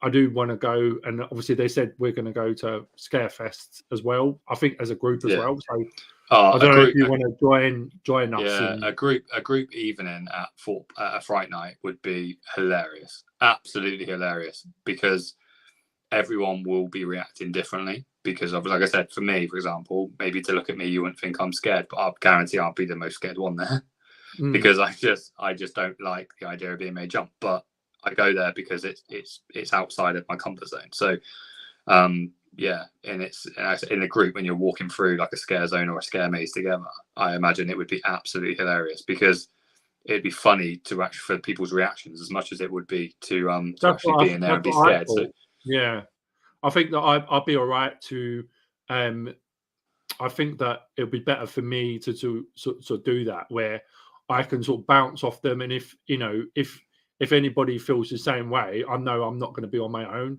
feeling like, sort of like anything like that, sort of thing.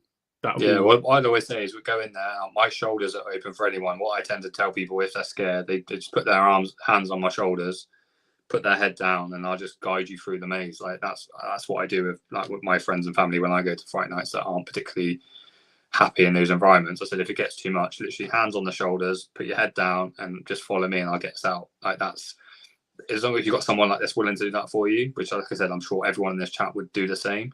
You just grab their shoulders and you just get out. Like it's because the person in front can still enjoy it, but you can just literally just not look with your head down, and they will scare the person that's in front of you, but they won't be able to get to you necessarily, because you'll have someone in front of you, and then obviously people behind you that are jumping around getting scared. They do feed off the energy for sure. And I don't know, obviously we didn't really go over it with the guy that Darren had, but you definitely feed off the energy. You can definitely, for example, if you go for a scare zone with your camera out, they play up to the camera. So if I'd always said to people, even if you're not filming, pretend you are, because they will play up to the camera, because they know that they're being filmed, and obviously they're actors, so they want to impress on the camera. So I always have my phone out, and I'll always make it very clear with my camera out that it's like I'm filming you, because they will pay extra attention to the camera.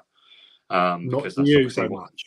Yeah, well, the camera, but like I said, it's so if you haven't got a camera out, then they're not necessarily going to prioritize you, because they're just going to kind of look for people that they're preying on, and that's how it should be. Absolutely, that's how it should be. So. Yeah, because the one thing that when I watched obviously your vlog from Passover today at Thorpe Park, I see obviously you walked past The Walking Dead, and that girl went after your nephew. Yeah. And when I watched that, I freaked out literally, because you said, "Oh, she's after you," and she would. Yeah. Is that what sort of Fright Nights is like?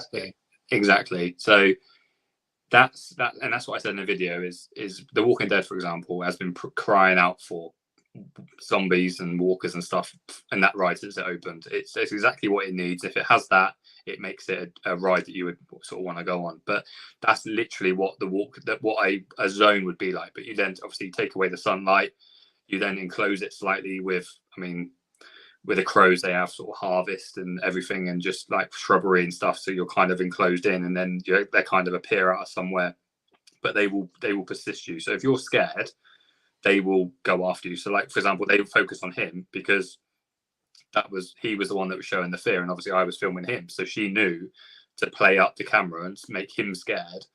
And that it was strange that they did that, because obviously the whole Fright Night thing is you have to be 13, and they were chasing him and he was 11. So I as much as I want it, I was a bit of an odd one, because the ride was closed, and yet they had obviously they had a couple of zombies, because they were different zombies both times you walked past.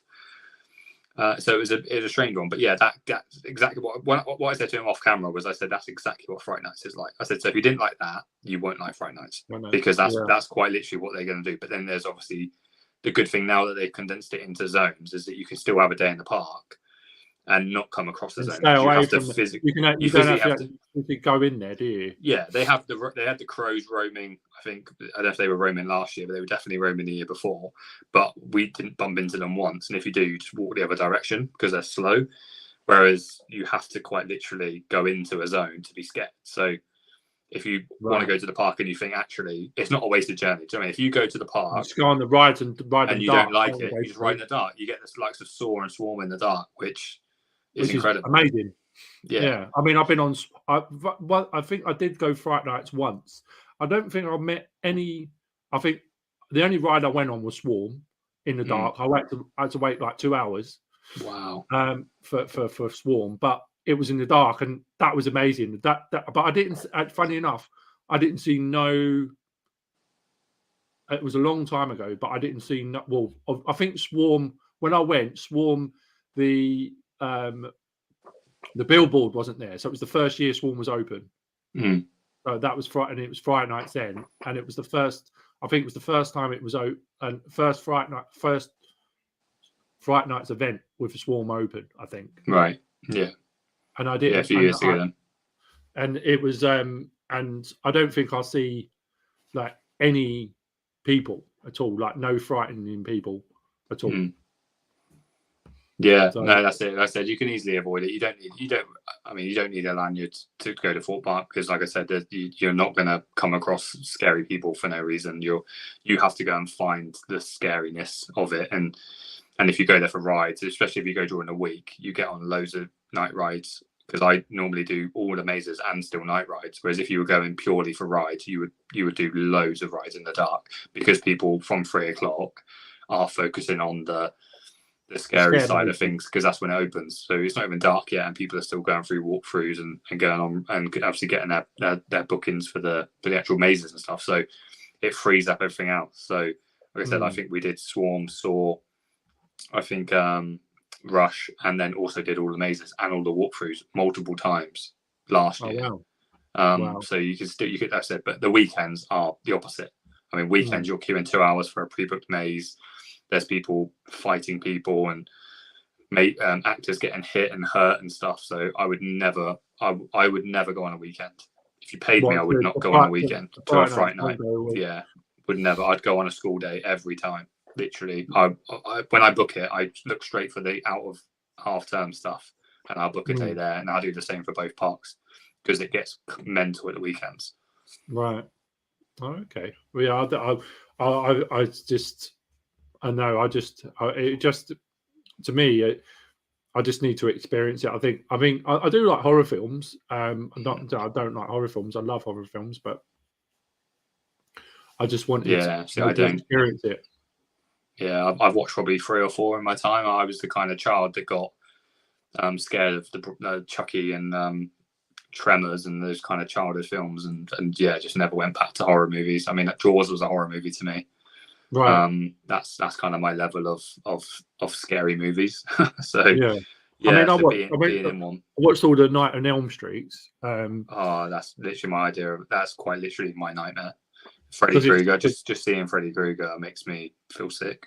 Because he's obviously because it's dream stuff, isn't it? It's all it's psychological thriller, isn't it? Psychological. Yeah, my sister, I got older sisters, and I remember as a kid, one of the memories I do have was when they watched it and they didn't sleep for like days. Oh no.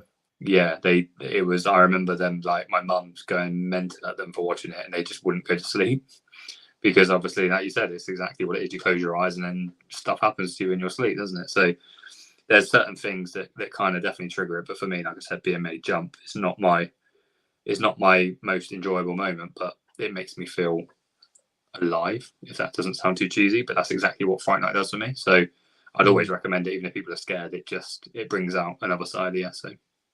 Oh, Em said that she's always gone at weekends and never experienced it being busy. Really? Wow. I heard horror stories that. I guess.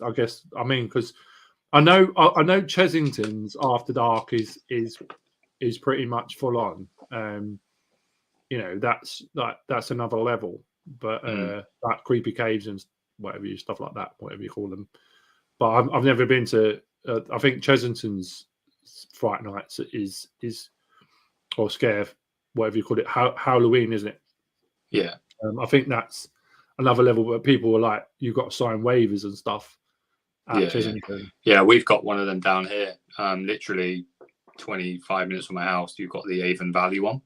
Oh, the Avon Valley, yeah. Which I've been tempted to go to, but I think that's on a different. That's as much as I can tolerate. Is that a bit like what? Is that a bit like? What's the other place called? I forgot the name of it now. Well, Avon Valley got voted the scariest in the UK 2 years ago. I don't know if it won it last year as well, but it got voted the scariest in the UK 2 years ago. But that's exactly why I have been tempted, because they've also got I don't know if you've seen it, that they introduced last year a Saw escape room. Oh really? Which also looks terrifying. I think I see your video for that or something. Or no, I haven't done it. I wouldn't do it. No, but apparently it's pretty horrific. Obviously, you know what the films are like, and the escape room is quite literally like the movie apparently. So tempted on the basis just to see it, but yeah, terrifying. Obviously they had Saw the live maze. The maze building at obviously Fort Park. Obviously that was similar, I guess. Yeah, so I remember I went in there because I can remember being in there twice, and each time it was different. So I don't know how long apart it was, but I remember going through there, and I went with 3 of my sisters, and I wasn't really paying attention because that's normally what I'm like. I'm normally a bit away with everything, and I didn't really know what was going on. And then next thing I looked round, and behind me I had sort of a conga line of people with their hands on shoulders, and that was how you had to go through that maze. So you quite literally hold the shoulders of the person in front of you, and there was like 12 people. So I wasn't really paying attention. Next thing I looked round, and I'm at the front, which meant you had to go into every room first, and every room, for those, I don't know if you've been in there, but every room was like a scene from kind of like the movie and bits and pieces. I remember going into one room, and there was this like creepy looking dead woman dressed up. She was having a drink of water. She quickly did her bottle up, put the bottle down, and then went and laid on the bed as if she was dead. And I was like, I have a sneaky suspicion that you're not dead, because literally she was like this. And if she saw me come, she sort of did it up, put it down, and then sort of lay down on the bed. And I was like, yeah, I don't think you should be doing that. But obviously, we know what happened after that. And obviously on Saturday, it's been taken away and it's over the other side of the lake now. So that whole area looks completely different. Yeah, it does. It looks, because obviously that's where the boat was. It was on the boat, wasn't it? So I heard that it was sinking. So that's why they had to. That's why they didn't use it anymore. But the fact they managed to then move it across the lake makes me think that it's more buoyant than maybe we were led to believe. But I'm assuming it just wasn't safe, wasn't cleared for the safety side of things to go in there. But I recall being in there twice, because I still remember like going on Saw for the first time and stuff like that. I remember getting squirted by the plug, because that was back on again. That's what I love about sort of opening weekends, is where everything seems to be working. They seem to go through these efforts to kind of obviously like get squirted by the dead body in Saw, which I can't remember the last time that ever happened, but yeah, that was on Saturday and was stuff it? like that. And yeah, so things like that. That's what I love about opening kind of weekends. But eventually Was it's the just going to saw stop working spinning? again. Was the saw spinning? No, they Why I have don't they know what's stopped? going I on don't there. even know where they've stopped that either. I It's don't not know. like it's going to even come anywhere near you. I don't In know the why. group chat, there's loads of in that like pass holder group chat on Thought Park. A lot of people say about it, but they don't really seem to give answers. So I'm thinking that there's definitely some, whether it's mechanical, technical, or whatever. But like I said, it doesn't get anywhere near you. Spinning wouldn't affect it in any way. But then to me, it doesn't affect the ride. Like it would be good if it was spinning, but to me, it's not a major component of that ride. Like it's not a it's that first, when you go through that first kind of join in the. I try and, if we go on it on Sunday, for those that are here, there's a. When I went with the guys from Attraction Source, they spoke about the fact that when they manufactured the ride, on one of the joins, there's a section where it's when you go round it, that's where you get the jolt. It's because of the way it was manufactured. It was manufactured slightly incorrectly, and really? yeah. So when you do it, when you go down and you start going back up again, you feel it. You feel that section of track where it just isn't quite lined up properly, and it just really jolts you. So Yeah, I felt that. Going in the park with those guys, they know everything, and I know, I don't know if Joe's still in here, but I know that he's now involved with those guys. They know everything, so it was great spending a day in the park with them, because I said things like that, and there's two of them, and there's also apparently there's one car. I think they said it was car number 8 or something, that also gave you more of a, that was joltier than the others. Yeah, which is weird to think, because obviously I said I and as soon as he said it, I was like, yeah, because it's that first bit, because it's so early in the ride that you get that jolt, and then for me it's a bit uncomfortable for the rest of it. Yeah, because I come off it with like I felt the same thing. I felt I must have been on the right car. I must have been on the same car. Yeah, you feel like your brain. I feel like your brain has been is shaking around inside your head when I get off there. Exactly. That's exactly. I said to Jodie, I come off it with a headache. And funny enough, obviously, when I come off it, they started that a couple of cars went without people being on it. Obviously, they must have. Maybe they must have not.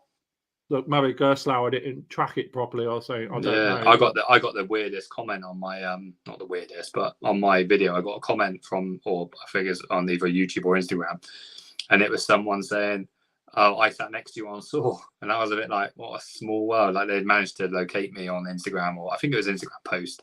She was like, "Yeah, I sat next to you on Saw. I thought I recognised you," and I was like, "How?" Like it's just, for me, that blows my mind that it's such a small world that you can go on Instagram and be sat next to someone that's a follower, but not really kind of log it together. And she was like, "Oh, I sat next to you on Saw. I thought I recognised you," and I just apologised for screaming, because I said to her, "Oh, I definitely know I've got a brain, because it's just been shaking around in my head."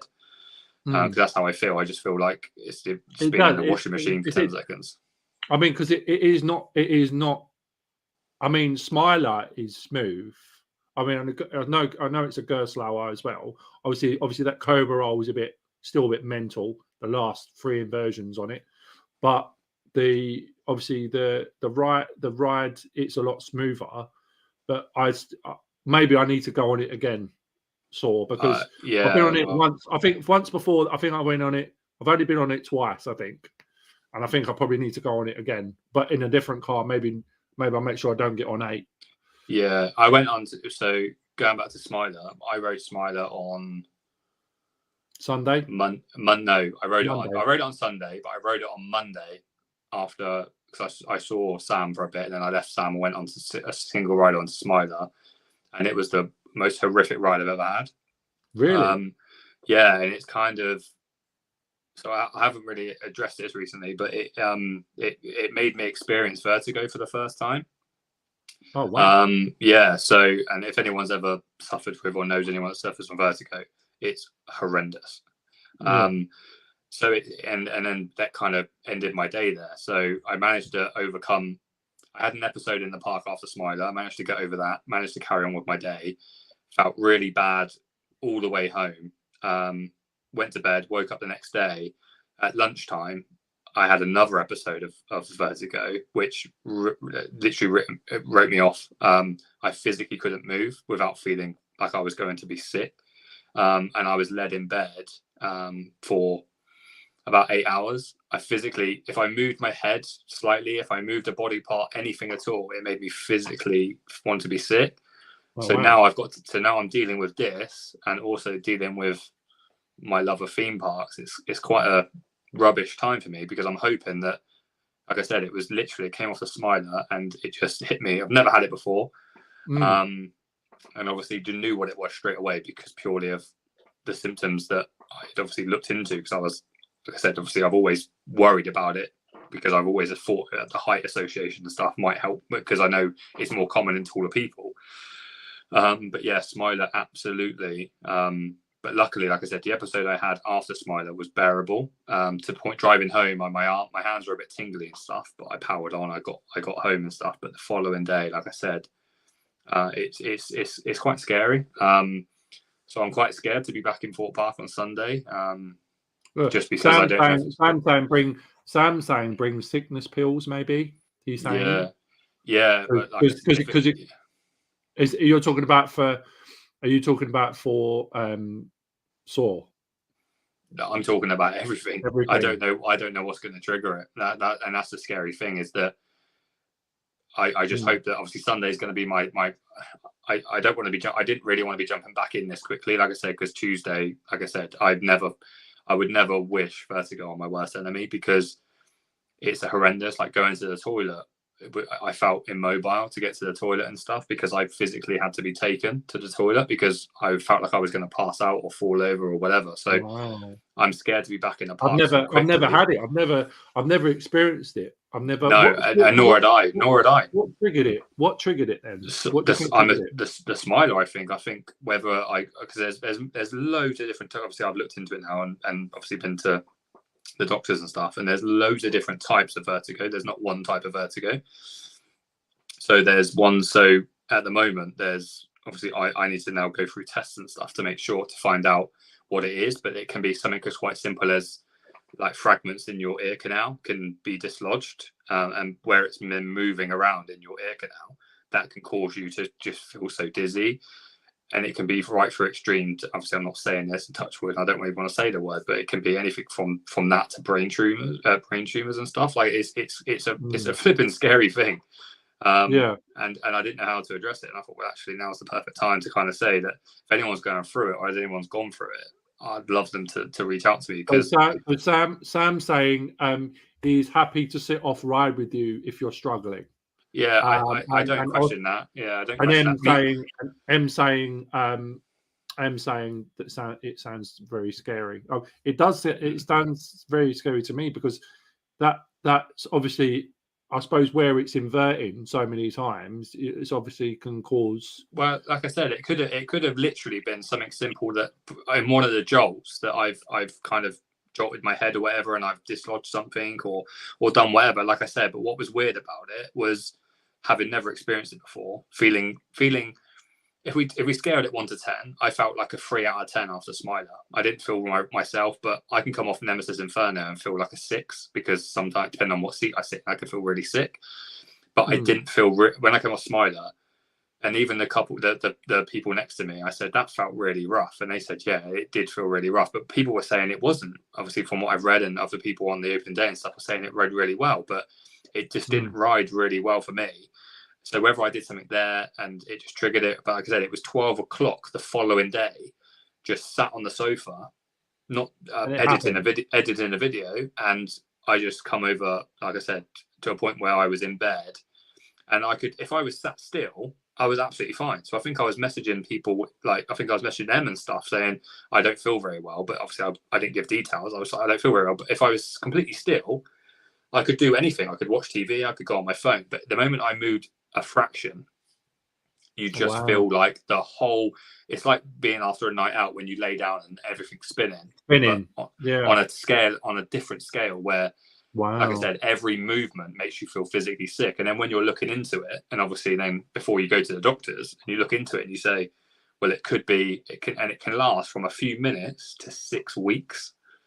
And I'm laying there thinking, if I have to go through this for 6 weeks, like I physically couldn't, like I said, and I wouldn't wish it on my worst enemy. It was the most horrific. I've had colds and flus and bugs and things like that, but this, like I said, to physically not be able to move, But yeah, like obviously what Sam said, like the doctors say that nothing works, and it's like it can just come on at any moment.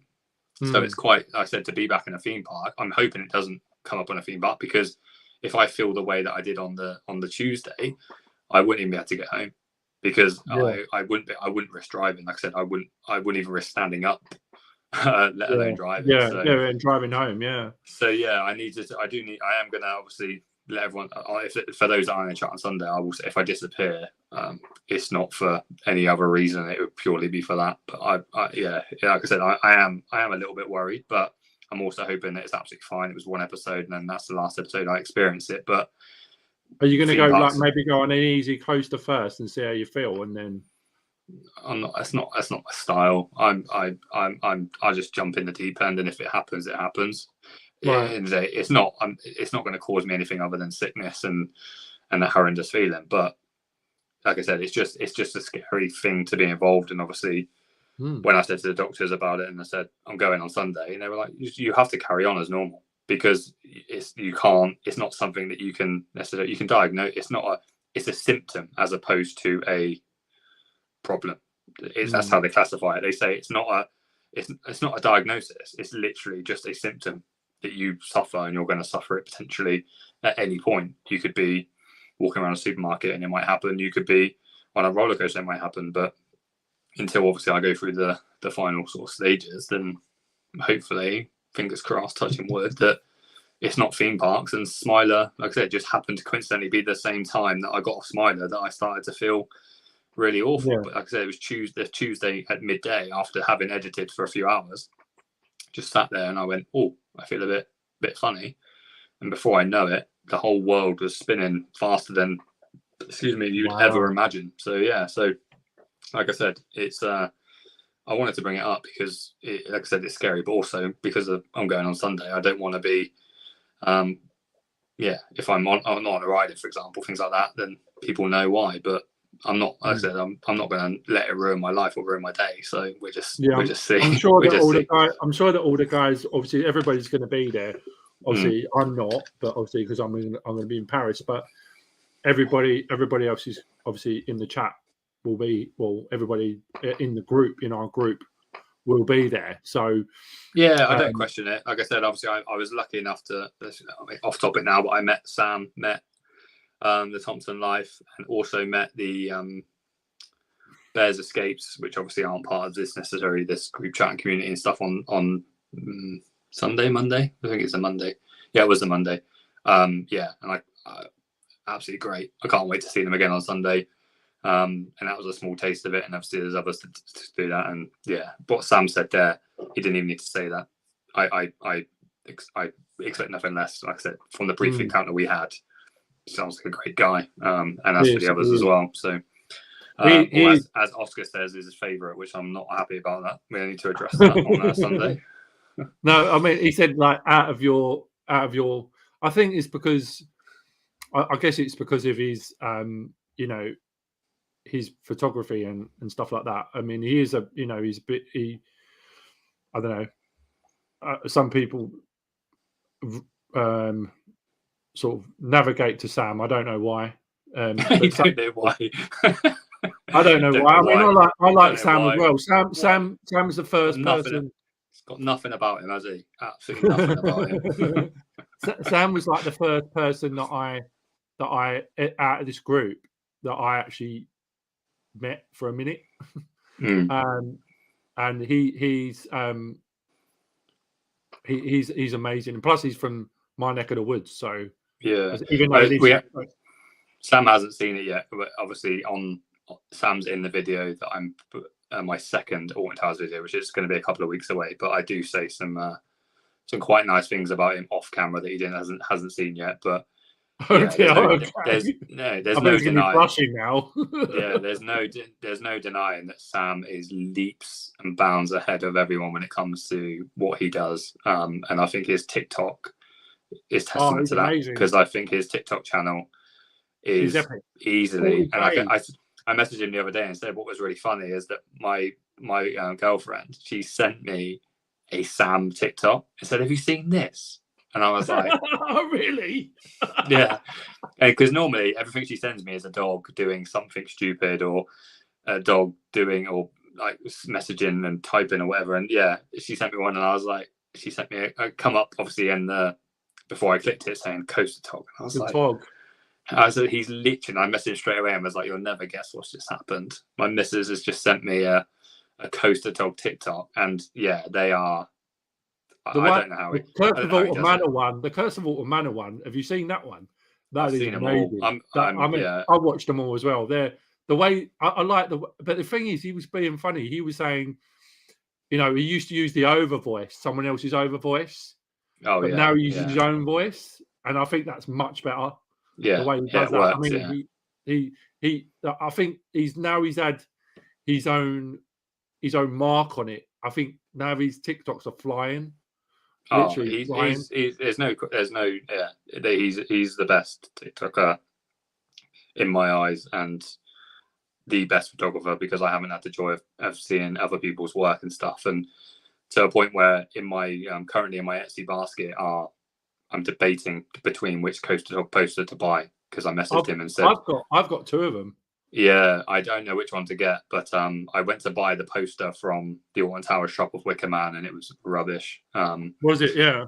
Yeah, so it was a bit blurry, but yeah, I need to. I'm got debating two. between the fireworks of Wicker Man at the moment. But I've got two. Look, Smiler. I don't know if you can see that. Come to the side of it. There you go. Perfect. Yeah. That one's in my. And then I've got Nemi. Oh yeah, no. So I wanted the Wicker Man one. But look at this though. If I can show you that. Signed, is it? Yeah. Typical. I've got the ultimate Coaster Tog fan club. I'm gonna start a Coaster Tog fan club. It's not just Oscar, is it? It must be a thing growing. Adam and Oscar are both Coaster Tog enthusiasts. But like I said, but then also shout out massively to the vlog we just watched as well, which for me is just a different standard. Ems was amazing, wasn't it? She's in a different level. She's literally, they all are. I mean, maybe not. What's it? Coaster Arsehole, whatever it is, Coaster Arse or Coaster Mule. Maybe not so, because he's not in them. But what M does with the editing, Chris. I'm only joking. I'm only winding him up. With the editing, but also I think he's Oscar. Is he? I don't know if Chris has, because Chris is quite like he does stuff in the background, Chris. Yeah, and I think he's going to be on the foreground on Sunday. Little does he know, I'm just going to have a camera in his face all day. Well, he was in my vlogs quite a lot. I made sure I pointed out Chris, and I love the way that M made me feel so. All of them on Saturday were the best. I have never met such a good bunch of people. I've only met them on Instagram and watching Darren's videos, and them guys made me so welcome, and like all of them. But Oscar, I did say as soon as I met M, I said Oscar is on another level. He is like, when you want someone. When you want someone who's like, his reactions, his faces, he's like the way his face goes and everything. I think what makes it is that the chemistry that they have as a creator and someone who's on camera. He knows exactly what to do, and M knows exactly how to edit what he's doing, and that's why it just absolutely smashes everything out the water. Right, didn't she? She gets it just right. Yeah. Because I think a lot of us, we're obviously filming ourselves, and it's very hard to necessarily add that character and that personality as much as maybe we would all like. Whereas those two, the chemistry between them just glows on, like I said, and the way that she edits it. And I just wanted that vlog to go on and on and on. I didn't want that vlog to end. And normally I'm a bit like, especially the way I always say is, because I make vlogs and go to theme parks, it's a bit like being a chef and then going home and watching like chef programs. I do struggle sometimes with watching stuff, because you're like, well, I've just done that, and I don't really want to watch it now. So I watch more Orlando and stuff like that because I want to be there. But I do watch obviously these guys and stuff. So I struggle. I think Oscar looks at Jack Silkstone like he's a god, like he's massive. Well, all of them. Yeah, that's the aspiration. But I think that Oscar could be the next Jack Silkstone because he is. I think it's absolutely important to have someone to look up to, and that's, I mean, without giving too much away, that's what I said about Sam pre-video was, I said that because I said, is it possible to look up to someone that you physically look down on? But that's exactly the way it is. You have to have someone to aspire to be. Personally, I don't aspire to be like, for example, like Jack Silkstone. I think what he's done, I don't like what he does because I don't think he works hard enough for his material. Same with Theme Park Worldwide. I like the rawness. I like people that are physically going out and working. I know it come up in conversation in the chat earlier about being invited to stuff and things like that. I think that's when you maybe lose it though, because you kind of go on the edge where you favor, because they invited you, you're blinded by that and you're like, oh, that's amazing. I love them for doing that.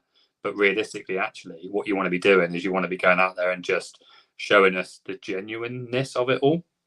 And I think it's very easy to lose that. And that's why I look up to people like Oscar, for example, and Em. They're my inspiration at the moment with regards to making videos, because I don't want to not stop watching their videos. And that's why I want people to think about mine. But it isn't at that level yet. So same as me. Yeah, so we have these inspirations, and that's where it genuinely is. Like I said, looking up to those two, thinking, yeah, I agree. Like you said, Oscar for me, even if he doesn't do theme parks, he's got a massive future doing something that requires his personality, because he's got he's got such a top, like, I know obviously we've got our own channels. And I'm only just starting, but so is he, and stuff like that. But what I want to do with my channel is that similar to what you do in the background. You take people to theme parks and take people that can't go.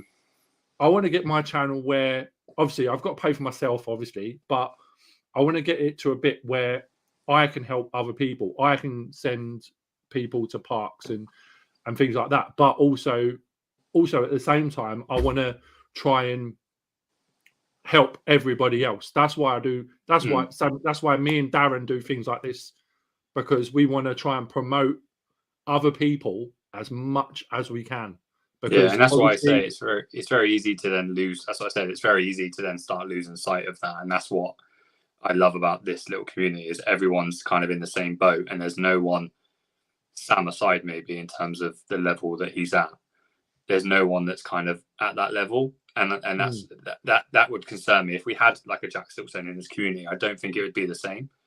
If we had a Sean Sandbrook in this community, it wouldn't be the same, because they I don't know how genuine they can be, because I imagine it's very much reined in, and whereas so I just hope that no one ever gets to that level realistically, because I don't know if you'll potentially fall out of love with it. Being paid to go to theme parks will be amazing, but I personally, that isn't something that I would like to achieve. I'd like to achieve to a point where I make content that people just want to watch. And if that means I don't get invited to places or I don't do this, that's absolutely fine. But if I can make content that people want to look forward to watching, and like I said, going back to Em and Oscar's, I was looking forward to watching that. I was looking forward to watching others, but I was looking forward to that. When I see that thumbnail, I was just like, oh my God. And when I see his face, it's just his face. It's just his face. Yeah, it's brilliant. I just love his expressions. But the thing is, I said, that's where you come back to it. In and out, didn't she? She just cut it at the right point, and they would have come. They would have taken that photo knowing that was going to be the thumbnail, and that's the level of organisation. That's why I take my hat off to Sam. I know we're literally blowing people's trumpets here, but Sam, I struggle to understand. I think I said this to. I don't know if I said this to the Bears or if I said it to the Thompson family, that I said I don't understand how he can be so organised and get this stuff to put it all together. I struggle to literally film this and then film the next of this and film the next of this. He's looking at everything, thinking reels, TikToks, this, that, Instagram, photos, gets out his 360 camera, and I'm like, I don't know how he does that, because I struggle to focus on literally filming once. And it's just he's like a puppet master, and Yeah, but like I said, going back, like if M taking that picture of Oscar, knowing she's going to use that as a thumbnail, I'd love to be that level of organised. We did. M just said we didn't have a clue what the thumbnail was going to be. Really, it doesn't come across that way at all. I mean, it's perfect, isn't it? I mean, the fact you've got Oscar on the right and then you've got M in the morning on the left, and then Chris in the background somewhere. I'm sure. Yeah, it's really good max there. Yeah, I mean, it's just the way we said, oh, so we all just wing it. Yeah, I'm not sure. That was Chris. That was Chris. Yeah, Chris wings it. Yeah. But yeah, I'm so excited to see these guys on Sunday. Like I said, I had the joy of meeting. I don't know if they're still in the Thompson family on Saturday, which I didn't. It felt so natural to spend time together. I didn't feel awkward at all. I think they said the same in their video, that it was obviously nice to spend time together. Same with Sam. I knew Sam was with his family. I didn't want to intrude. We managed to do 2 rides together. We caught up, and it for me, I don't know if it's the same for him, it didn't feel like we had long enough together. So I'm looking forward to chatting some more. Chris, obviously, Oscar, and then everyone else that's also going. Dale, not Dale. Oh no, it's called Darren Dale.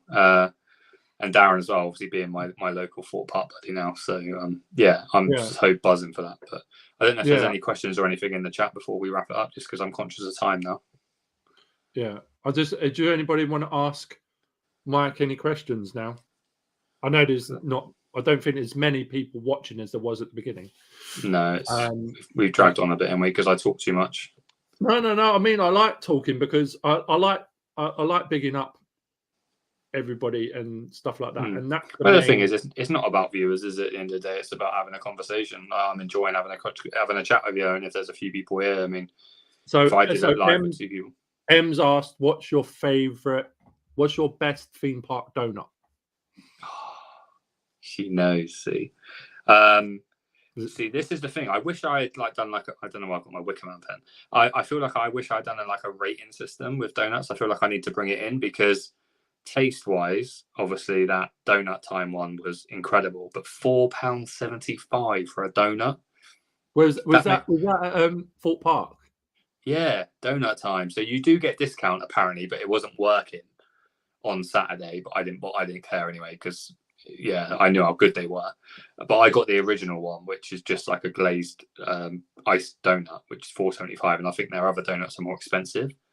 But I'm intrigued. But then I did speak to the lady and realised that we kind of knew each other because she worked in the Reading store, which obviously I'm from Reading, so she stamped my. I probably should say that she stamped my. They got a reward loyalty thing. You get eight stamps, you get a free donut.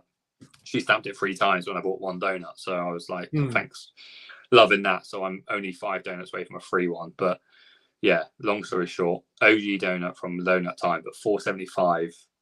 It's a lot of money for a donut. It's a lot of money. If you look at, I mean, like I said, I'll pay £4.75 for a donut, no problem. But if you're saying is it the best donut I've ever had, £4.75 makes it a bit of a. Do you know what I mean? Like £4.75 for a donut, that makes Krispy Kreme look like a little donut, doesn't it? But but on Sunday, we definitely need to get on. Asked, this is going to be weird for you because obviously you think he's saying Copperman or Incredible Fella. Obviously, Copperman is obviously, he's saying, but obviously, which one would you pick? I don't understand the question. Is it a Copperman? So he's saying Copperman is obviously Iron Man, and Incredible Fella is Incredible Hulk. Iron which Man. one? Yeah. Neither. Black Panther. Was your Black Panther? I knew you'd say Black Panther. I mean, it's got to be. We didn't get a chance to talk about Marvel, but Black Panther, Spider-Man. They're my two go-tos. But Spider-Man is more forced on me because Emily's got a crush on it, which I call a really weird crush because he's like 12. But Emily, as in my Emily, not Emily from Oscar's Airtime. Yeah, has got a crush on Tom Holland too. I mean, because funny enough, since I know I love Iron Man, obviously, but since Iron Man is now not in Marvel anymore, technically he's not.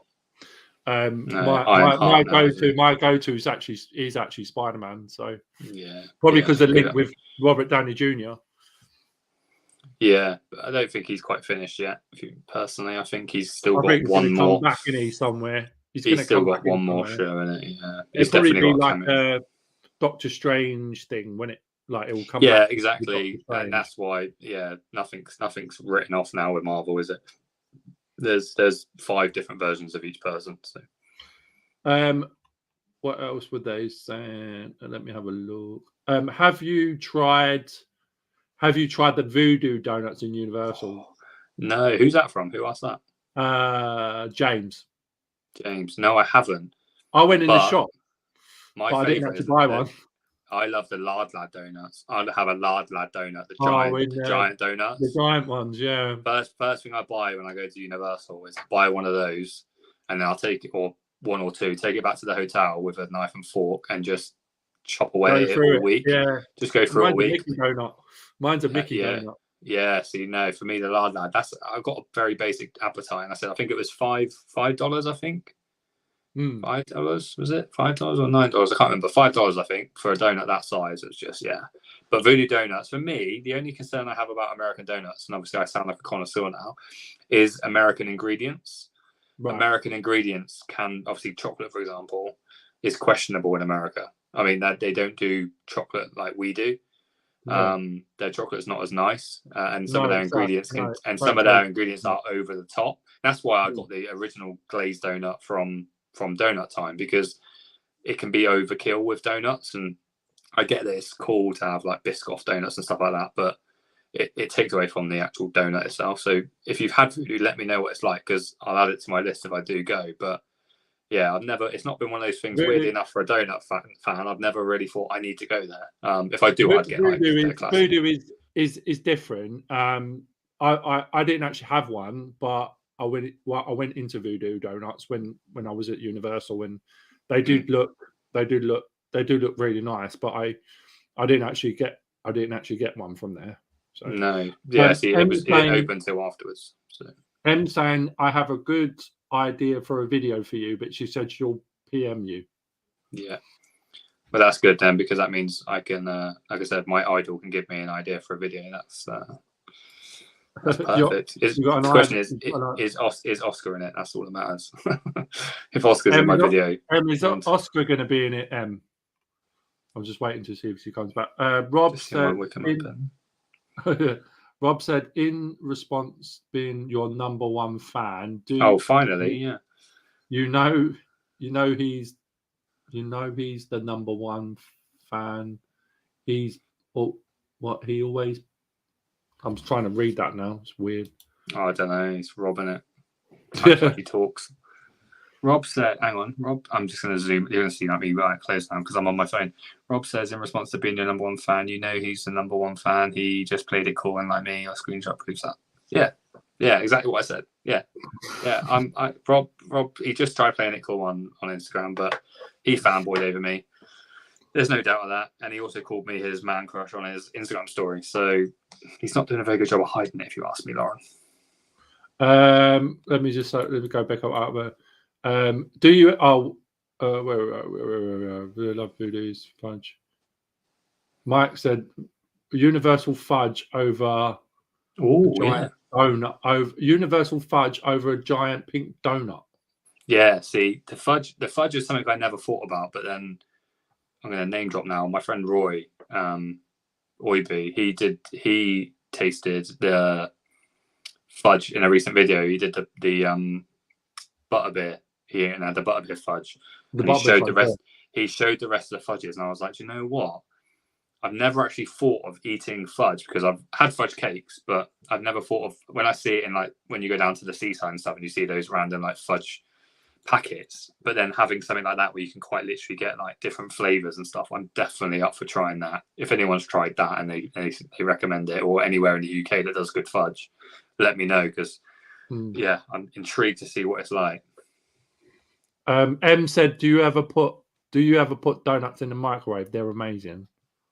Yeah, well, the one in the best donut in Disneyland Paris, which, Adam, if you haven't had it and you want to try it, is in the Village. They have a van that does sweet treats, and they do warm stuffed Nutella donuts.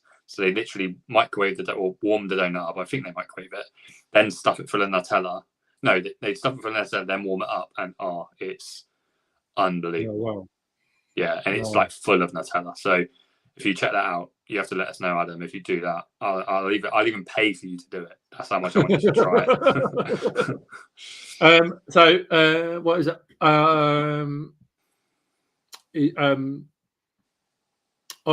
Emma is saying that Oscar can be in it.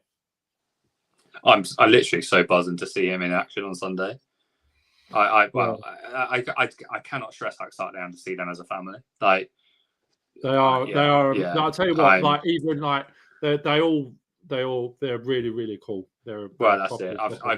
I've spoken a lot to Em and Chris via Em about Man United and stuff, and the only one I haven't necessarily spoken to is Oscar. But like I said, I'm a big fan of what he does on camera. But as a family, I mean, yeah, I think we're gonna get like a house on fire.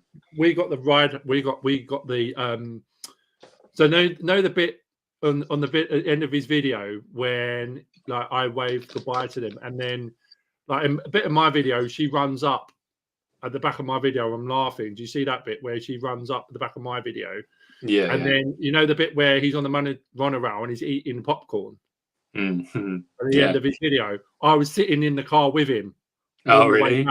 Yeah. So we got the one. So me, Chris, Oscar, Emily, and Jodie got the monorail back to the car park. Yeah, I didn't get on the monorail this time because I stayed in the hotel, so I just walked out the back. But to be fair, I can't remember the last time I actually went on the monorail. Yeah, I mean, it'll be such a good.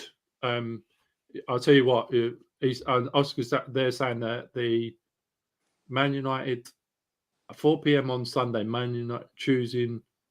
What are you choosing, McLaren or United? I'm not choosing. I would never. Is that from Chris or is that from Em? Chris. I'm not choosing. I'm choosing both, Chris. You know this. We're choosing both. Are you a McLaren supporter then? Oh yeah. Oh, right, I've got I don't know if you can see it, but you've got the you got the car hanging off the wall, haven't you? Car on the wall there, yeah. And I've got my papaya ready for Sunday. I'm literally. So are you a Lando fan or Oscar Piastri fan? No, I'm a Danny Rick and Lando fan. I've still not got over that yet. All right. But yeah, no. Yeah, Danny Rick, and even he's still McLaren for me. But yeah, no. I mean, this year it's hard to really be in love with either of them, and I put that down to the IT issues. I think there's been too many IT issues at McLaren this year, which has caused their cars to be rubbish. No, they've been rubbish. They have been rubbish. I'm a Mercedes fan, so. Oh, get on. Where's the button? I mean, how do I hang up? But I mean, I one thing I don't like. There's two people on that sport I just do not like. One is Christian Horner, and the other one is Max Verstappen. I do not like the pair of them. I'd take Christian Horner over Jerry Horner all day long. Jerry Horner is I can't say anything nice about Jerry Horner from what I've experienced. She is someone who loves the sound of her own voice, and the fact she jumps into that Drive to Survive every now and again winds me up a treat. But yeah, no, definitely, like I said, McLaren all the way. Been a fan for I've always loved them. I'm not far from McLaren. I'm not far from McLaren here either. Back in the day when I used to write to McLaren every year and request signed photos, back to Mika Hakkinen days, and get sent like a little A3 card of the drivers, and obviously some of them were actually signed and some of them were just obviously photocopied back from them days. I've absolutely been a huge fan. And had the joy to go and cheer them on a few times. So when Ems told me about that, I was like, this family is perfect. Yeah. Me and Chris are going to be like this. McLaren and Man United. Chris goes, I can get a discount because I don't work for F1 IT. Oh, let him off then. I thought he worked for IT. That's fine. Yeah. But So, yeah, no, it's gonna be a good day for sure, as long as the vertigo stays away. Yeah, I mean, it should be. I mean, as far as you know, you're going to have a good crowd around you on Sunday. So, oh yeah, I haven't even scratched the surface with the fact that Darren's going to be there as well, and Darren's the reason that I'm even involved in this community in the first place, because I was adamant I didn't want to be.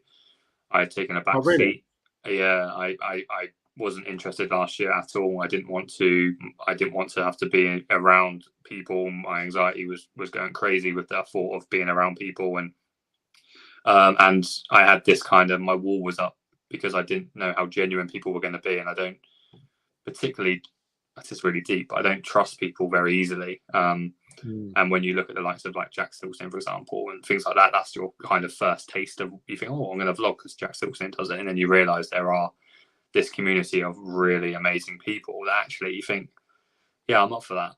I'm up for that. My walls are down. I'm up for that. I can tell there's so many genuine people in this. And yeah, I then changed my tune completely. And like I said, last year, I would never have, I didn't want to go near anyone else that was doing what I was doing. And I thought there was like a real sort of competitiveness in this community, almost like people, like a cutthroat type thing. Do you know what I mean? Like people were, I was so wrong. I was massively wrong. But my Chris has said, have you ever been to MTC?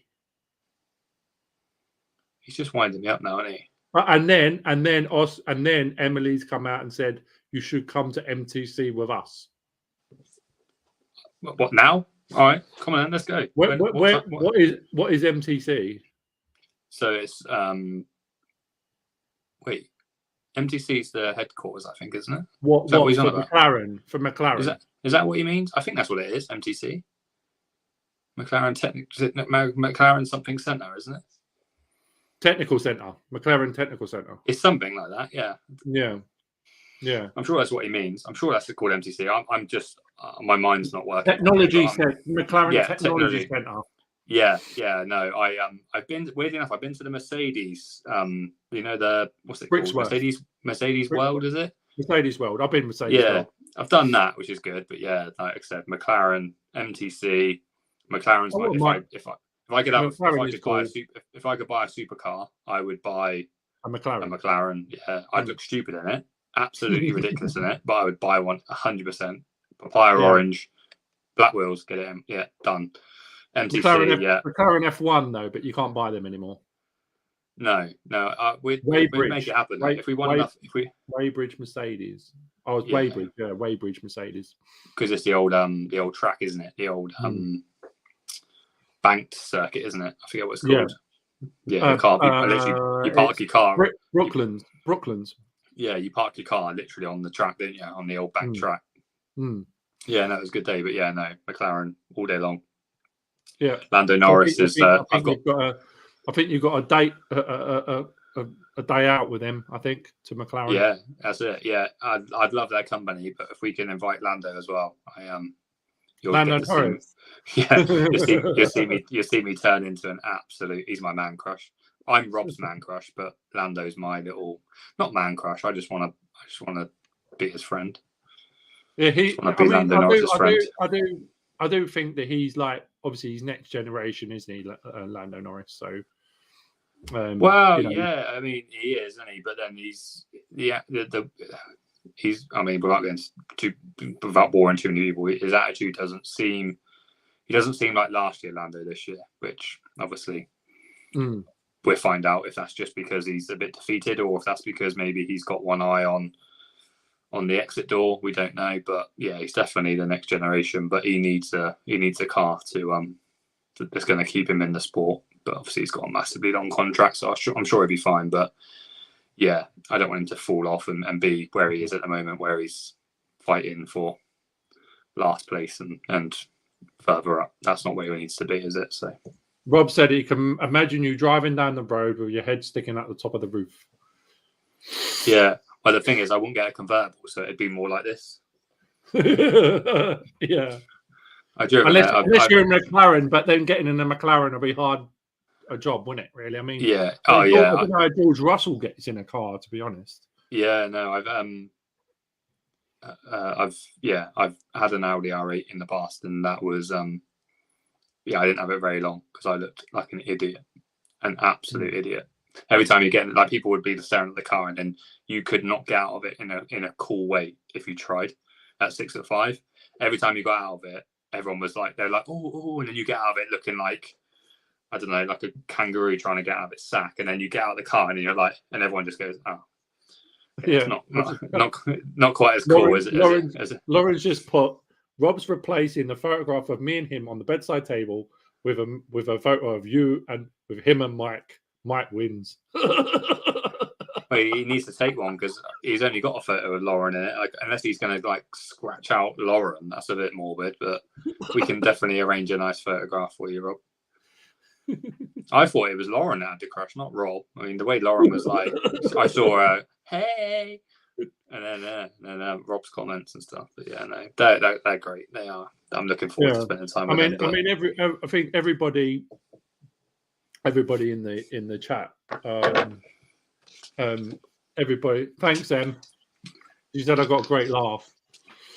Yeah, my laugh was a bit. Yeah, I mean, when I get excited, I mean, I've got this. I don't know what it is because I've got like, I'm on like autism spectrum sort of thing. So when I get excited, I either like tap my arms or rub them or bang my chest or shake my hands. I've started doing that now. I sort of shake my arms now, but normally I used to rub. I don't know if in videos you've seen me. I sort of tap my chest or rub my arms. Well, it's nice to share these things, mate. That's what you need to tell people. Let them know that that's the case because we want to know the man behind the camera. Do you know what I mean? And that's what's great about these live chats is that you're getting to know the people behind the camera. The me you see on camera is maybe not, and obviously Rob and Lauren and like I said and Sam will I could be wrong, but I think what you see on camera and what you see off camera are slightly different for me. And it is a struggle to get your personality across. And I've taken some advice and Em's been amazing. And like I said, told me maybe to tone my up a little bit. So I've toned them up a little bit this year and they're a little bit more feel good. But it's hard. It's hard to get your personality across. But things like this and speaking to people in the parks and actually spending time with people, you get to know each other. I always find that, you know, on my vlog sometimes I sort of like stutter when I get my words out. I try to get my enthusiasm out on the ride. Like when I go to Disney, when you see the vlogs coming out from Disney, so I will do other thing, and I'm going to do a live from when I'm there as well. When I'm there next week, you'll see that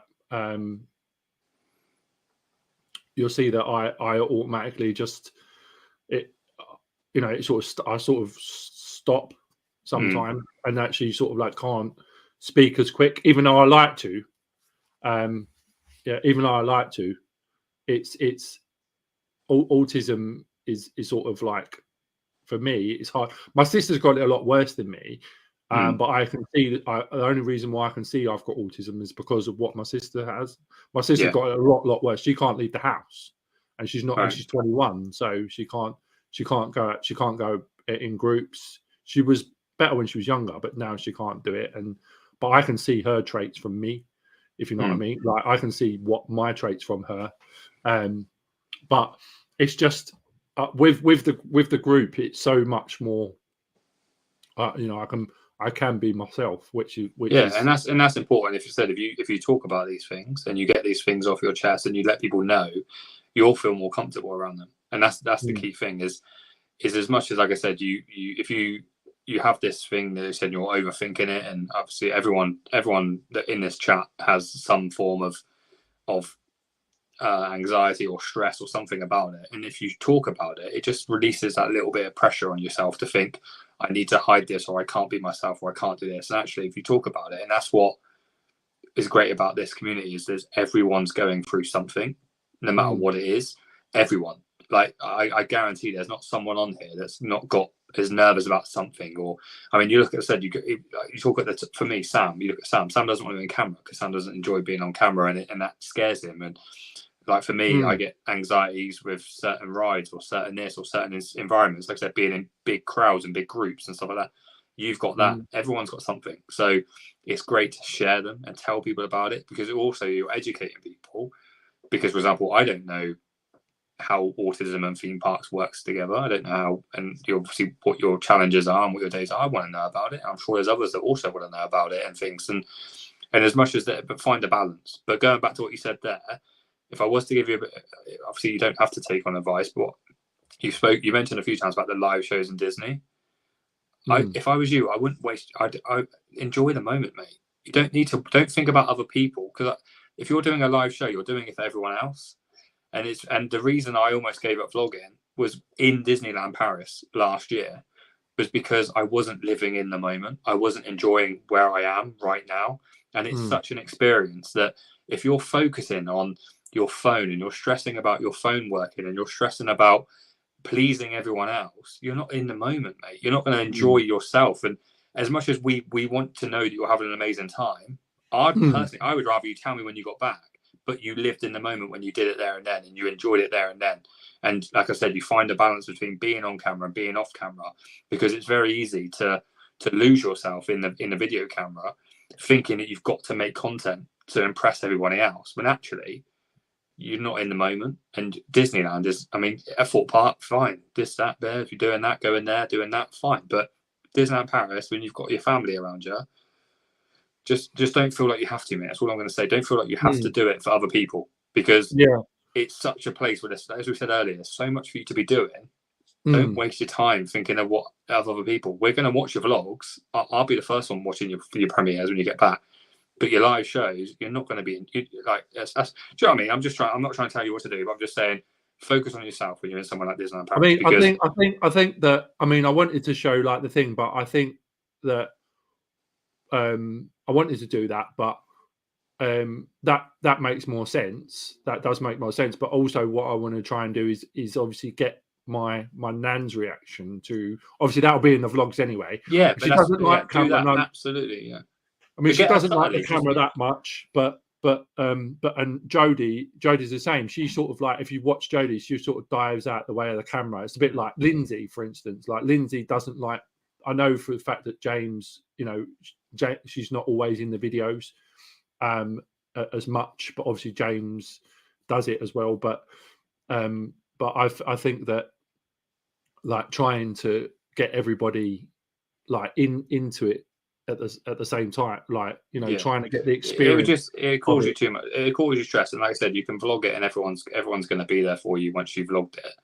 But the key thing for me is, and the reason I started doing this in the first place was for what you said, was to film my family, to go on these experiences with my family. And I'm quite lucky that I've got family that want to be on the camera, and I've got others. I mean, my Emily, she only was on Disneyland Paris. That was her kind of first time being on camera. She wasn't keen on it last year, but that's so you don't have to necessarily have a camera in people's faces to have the memories to watch back. And I think if you can make a video that you're proud to watch back, but you think other people, it's more important for you to make a video that you'll want to watch back than it will be to make other people watch it, because you don't want to be you're not going to make a video that's going to make you.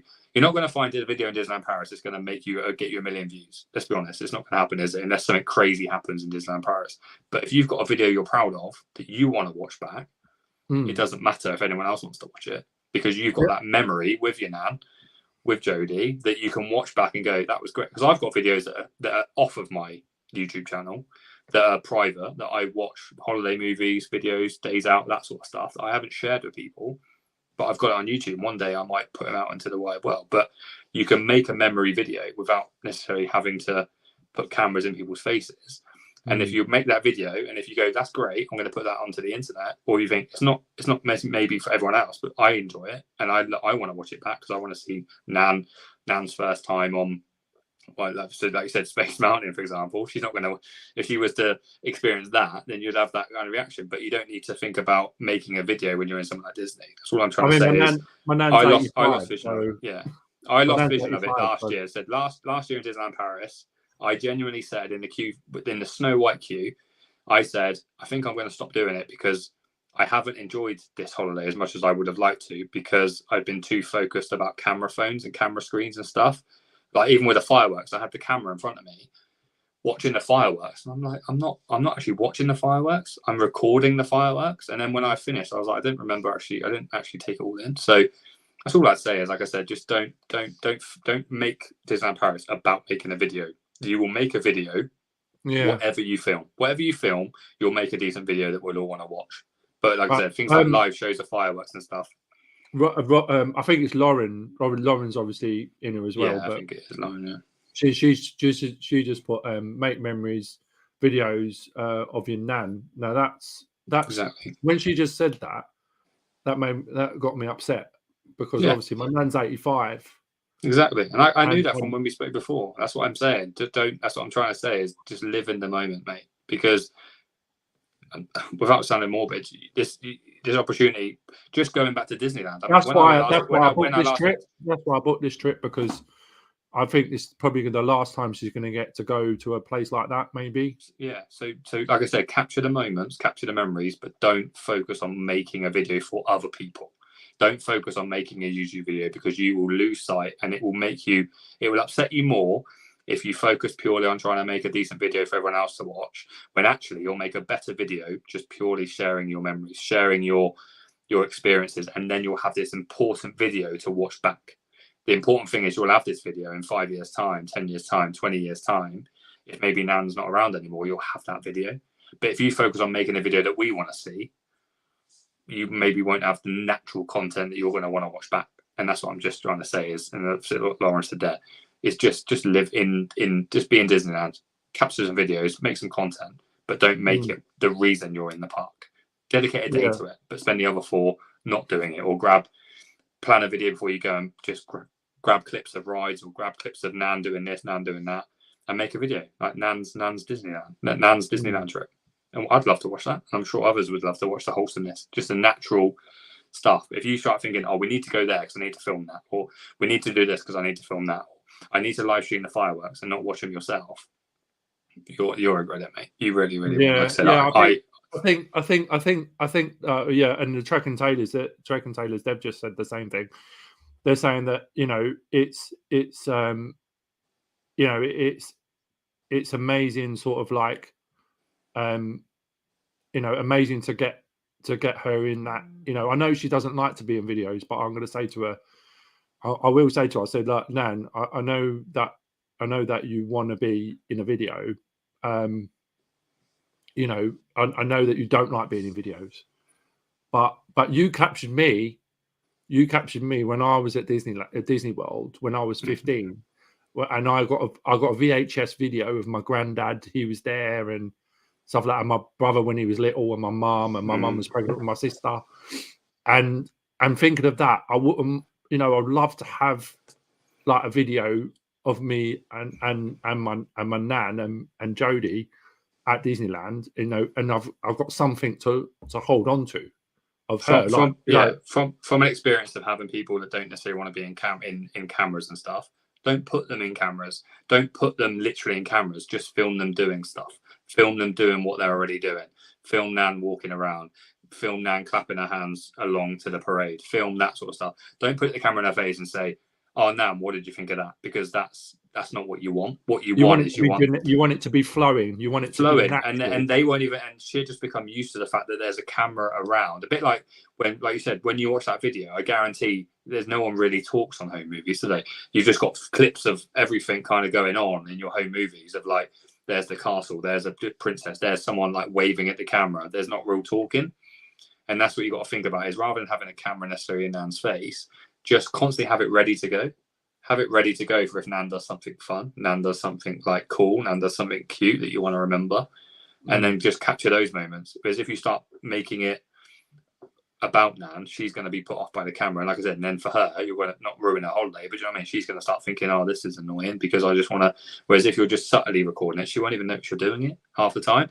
Ask her, because what I do sometimes is put my camera down by my chest and just ask someone a question so they can't really see the camera and they'll just answer it naturally. And that's someone said a lot of the videos I've got saved on my YouTube, my private stuff, is like just that example because people don't want to be. It doesn't feel right if you're asking them almost like an interview question. If you're just got your camera there and you say, "Oh, are you having a good time now?" She goes, "Yeah, I'm loving it." That's it. That's all you need. Whereas if you put the camera in her face, you're not going to get a natural reaction. You're not going to get a natural video. So yeah, like I said, Sam just said, Sam just said, "I would love to see your Nan at Disneyland. I just want to see the best line ever. We don't want to see fireworks.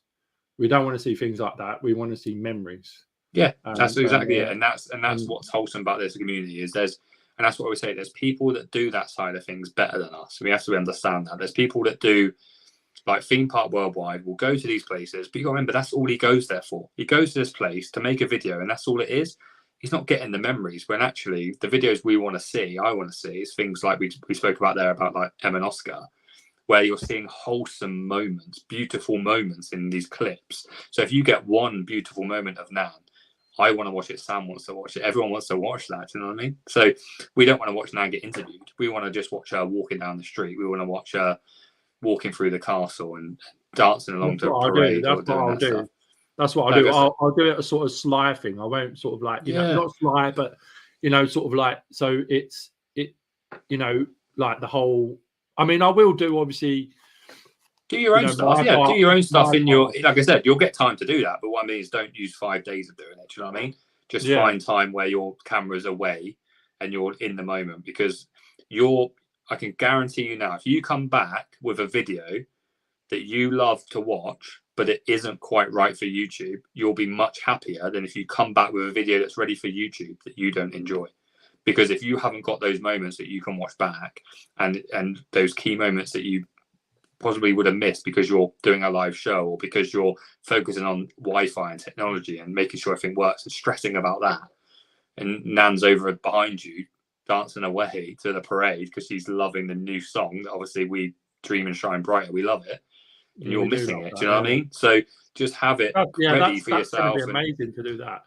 That would be amazing to like Dream and Shine Brighter. That would be, oh man. Yeah, my video is coming up. My video coming up next week, and my next Disneyland video, like I said, my little nephew and Emily absolutely loving Dream and Shine Brighter.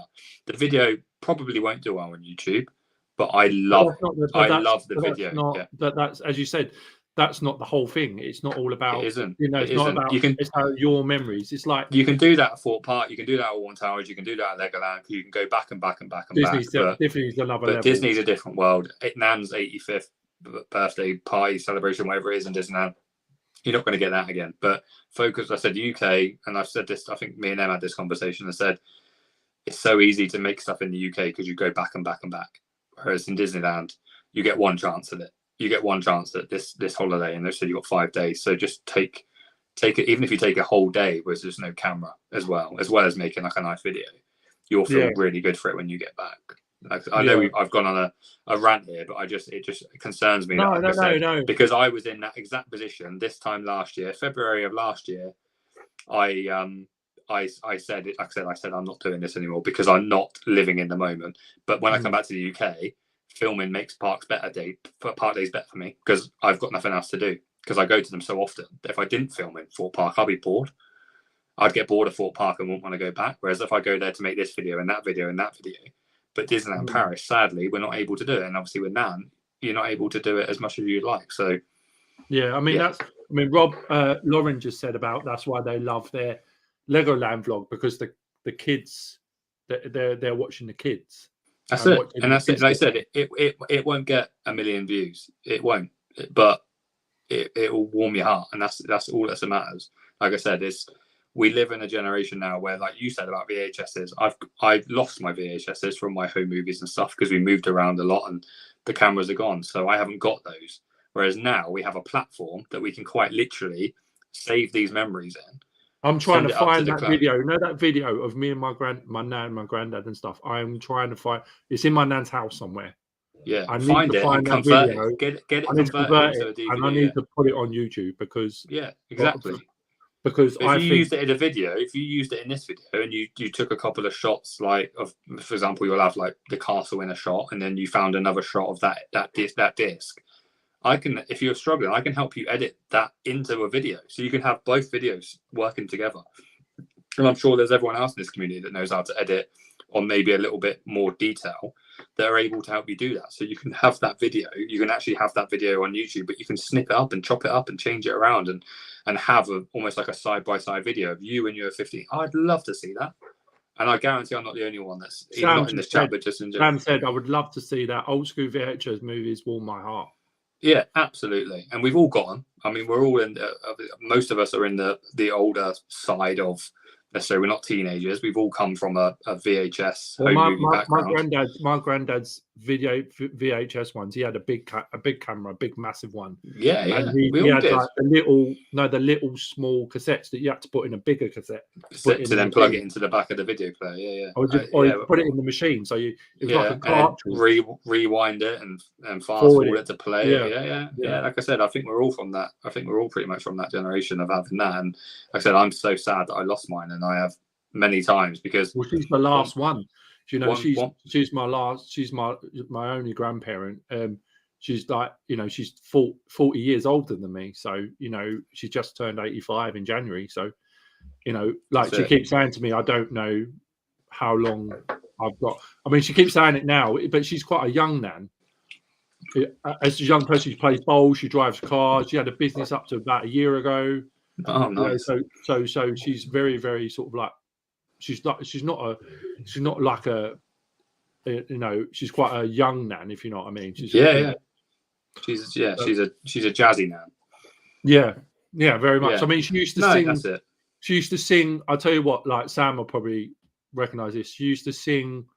So the road, obviously, in Disneyland, in Disney World, you've got a pub in Epcot called the Rose and Crown. Yeah. Right. That's where I got engaged. My nan used to sing in that pub in East London when she was like. So she used to sing. Her and her brother and her sisters, Saturday night, they used to sing live with a band behind them. Like, and my nan's like, she used to sing. She was a proper good, like, she was amazing. She sang like one of the Wind Beneath My Wings by Celine Dion. She sang that to my granddad once. Like, I hope we get to meet Nan at some point. I definitely would be up for. She sounds like my type of lady, to be fair. She's. I mean, I love. Like she's got a story or two. I want to get her to Towers if I can. You know, like, because she's been to Towers a couple of times. The thing with Towers though is it's so big, man. You know. Yeah. It's such a big park. Like watching my video back and watching me heavy breathing walking around there. I mean, I can't imagine 85 Alton Towers is probably the best bet for it. But you could get her like a wheelchair if she's not too sort of proud about it. Because I'd happily like sit in a wheelchair.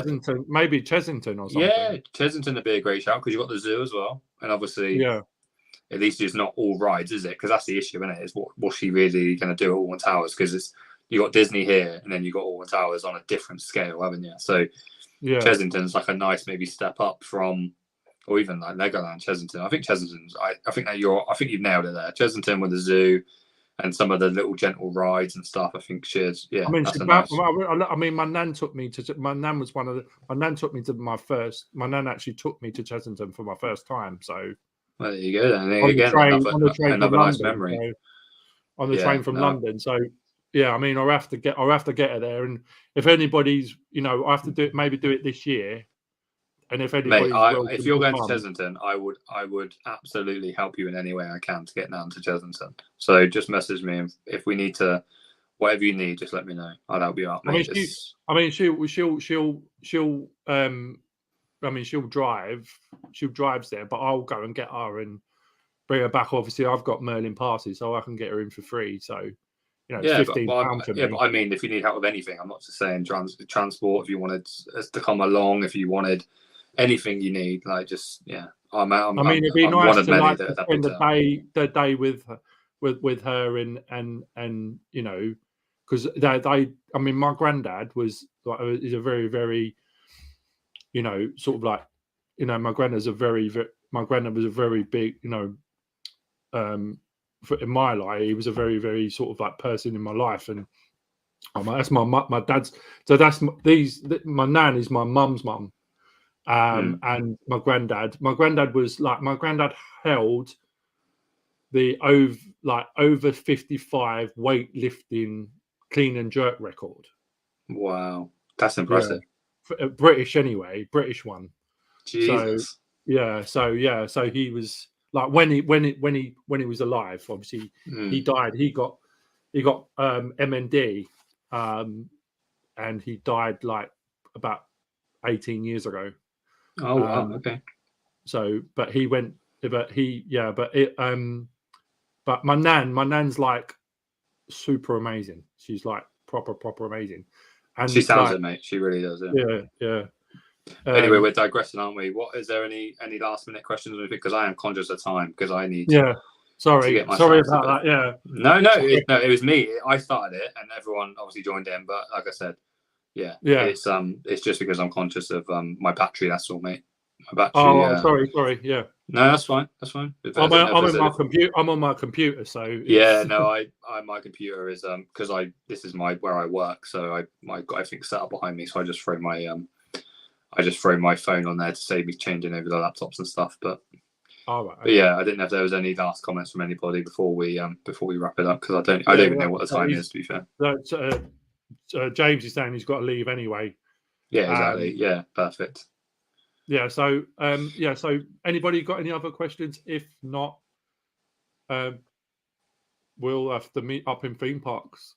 Yeah, and as I say to everyone, my inbox is always open to anybody. So anyone that needs to talk, anyone that needs anything, my inbox is open. So it goes for you and your nan, Adam. Yeah. Give your nan my details. Yeah, will do. Chat her up.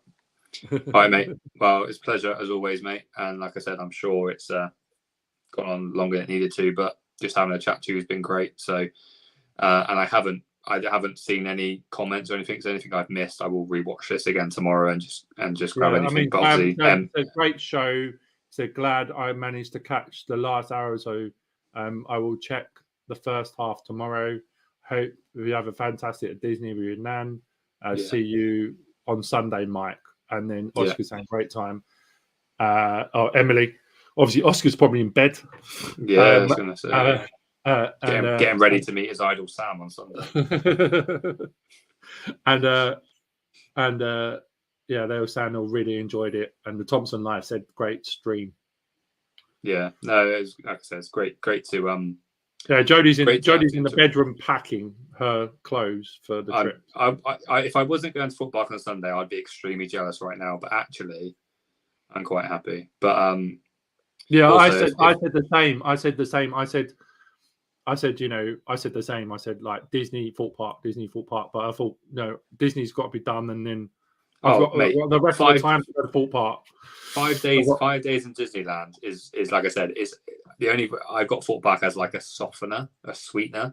But 5 days in Disneyland Paris, I'm buzzing for you. I'm buzzing to see what comes out of it. But like I said, just focus on you, focus on Nan, focus on Jodie, and have the best time ever. Because having come literally 2 weeks ago, I know how amazing it is, and you're gonna have the best time, mate. But like I said, anything you need, just give us a shout. Yeah, he said. Yeah, Oscar said he's in bed. Oscar said he's in bed. Yeah, he's not excited on there. And she's dreaming Sunday, and he said he can't wait to meet. Emily saying she can't wait to meet you on Sunday. Yeah, no, it's reciprocated for all of them, and yeah, it's absolutely. Like I said, I will do it. Thank you. Just done 5 days in theme parks, and I'm looking forward to Sunday more than I'm looking forward to the others. So yeah, can't wait. But yeah, I'm going to go. I'm going to chill out for 5 days. I'm going to chill out for 5 days in Disneyland Paris. Yeah, I don't know about chilling out, mate. I mean, I think I walked about 15 miles in a day there. So I know it can be tiring on your legs, but you know, it can be. But the thing is, for this trip for me, I've been at many times. So what it's all about for me is taking Nan and showing her everything, and that's what I've got to do. Oh, do you know what you've got to do? You've got to take Nan on Spider-Man as well. You know, the one where you Spider-Man. She said yeah, she's going to do that. I think she doesn't like teacups or anything, but I think the Spider-Man's going to be awesome. Yeah, I bet she'd be hilarious at that. Just to see, obviously, I mean, it's such a good ride. It's probably one of the best. It is definitely the best It's interactive better game than I've ever done. Ninjago, I think. I think it's much It's better than Ninjago. miles better because it's so responsive. Like you can see where your webs are going, and then you got the pulling action. Yeah. I'd love to see Nana. You have to get a video of her score at the end. Just let us know how well she did, because I reckon it might be close to 0. I'll get a cheeky picture. yeah, that sort of stuff. That's what we want to see. I said, don't worry about live streams and stuff. Just show us that, because, well, I mean, I'm pretty sure I speak for everyone and said we want to see that. We don't want to see the fireworks. We've probably all seen them, or there's videos around it. We can see bits of it in your vlog, but yeah, get good content, mate, and we're here for it. So cool. Okay. Have fun, mate. Speak to you later, everybody. See you later, everyone. Thank you very much. See you later on. See you Sunday. Bye-bye. Bye. Well, that was Mike. Thank you so much for joining us on this amazing blog. I'm so geared up now for Disneyland. So can't wait. Thank you so much for everybody's support. I know, Lauren, you just put it a little bit more thing, but thank you so much for saying what you said. Thanks everybody for joining us tonight. And we'll see you next week. I'll give you a report next Friday of how it all went. I don't think my nan will come on the live stream. She probably won't do that, but I'll get all her reactions as Mike said from Disney. Thanks so much.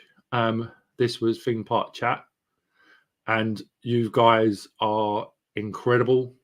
Everybody that's been in the chat tonight, as I said, don't forget to click and subscribe. Don't forget to click the notification bell, and we'll see you next time. Thanks very much.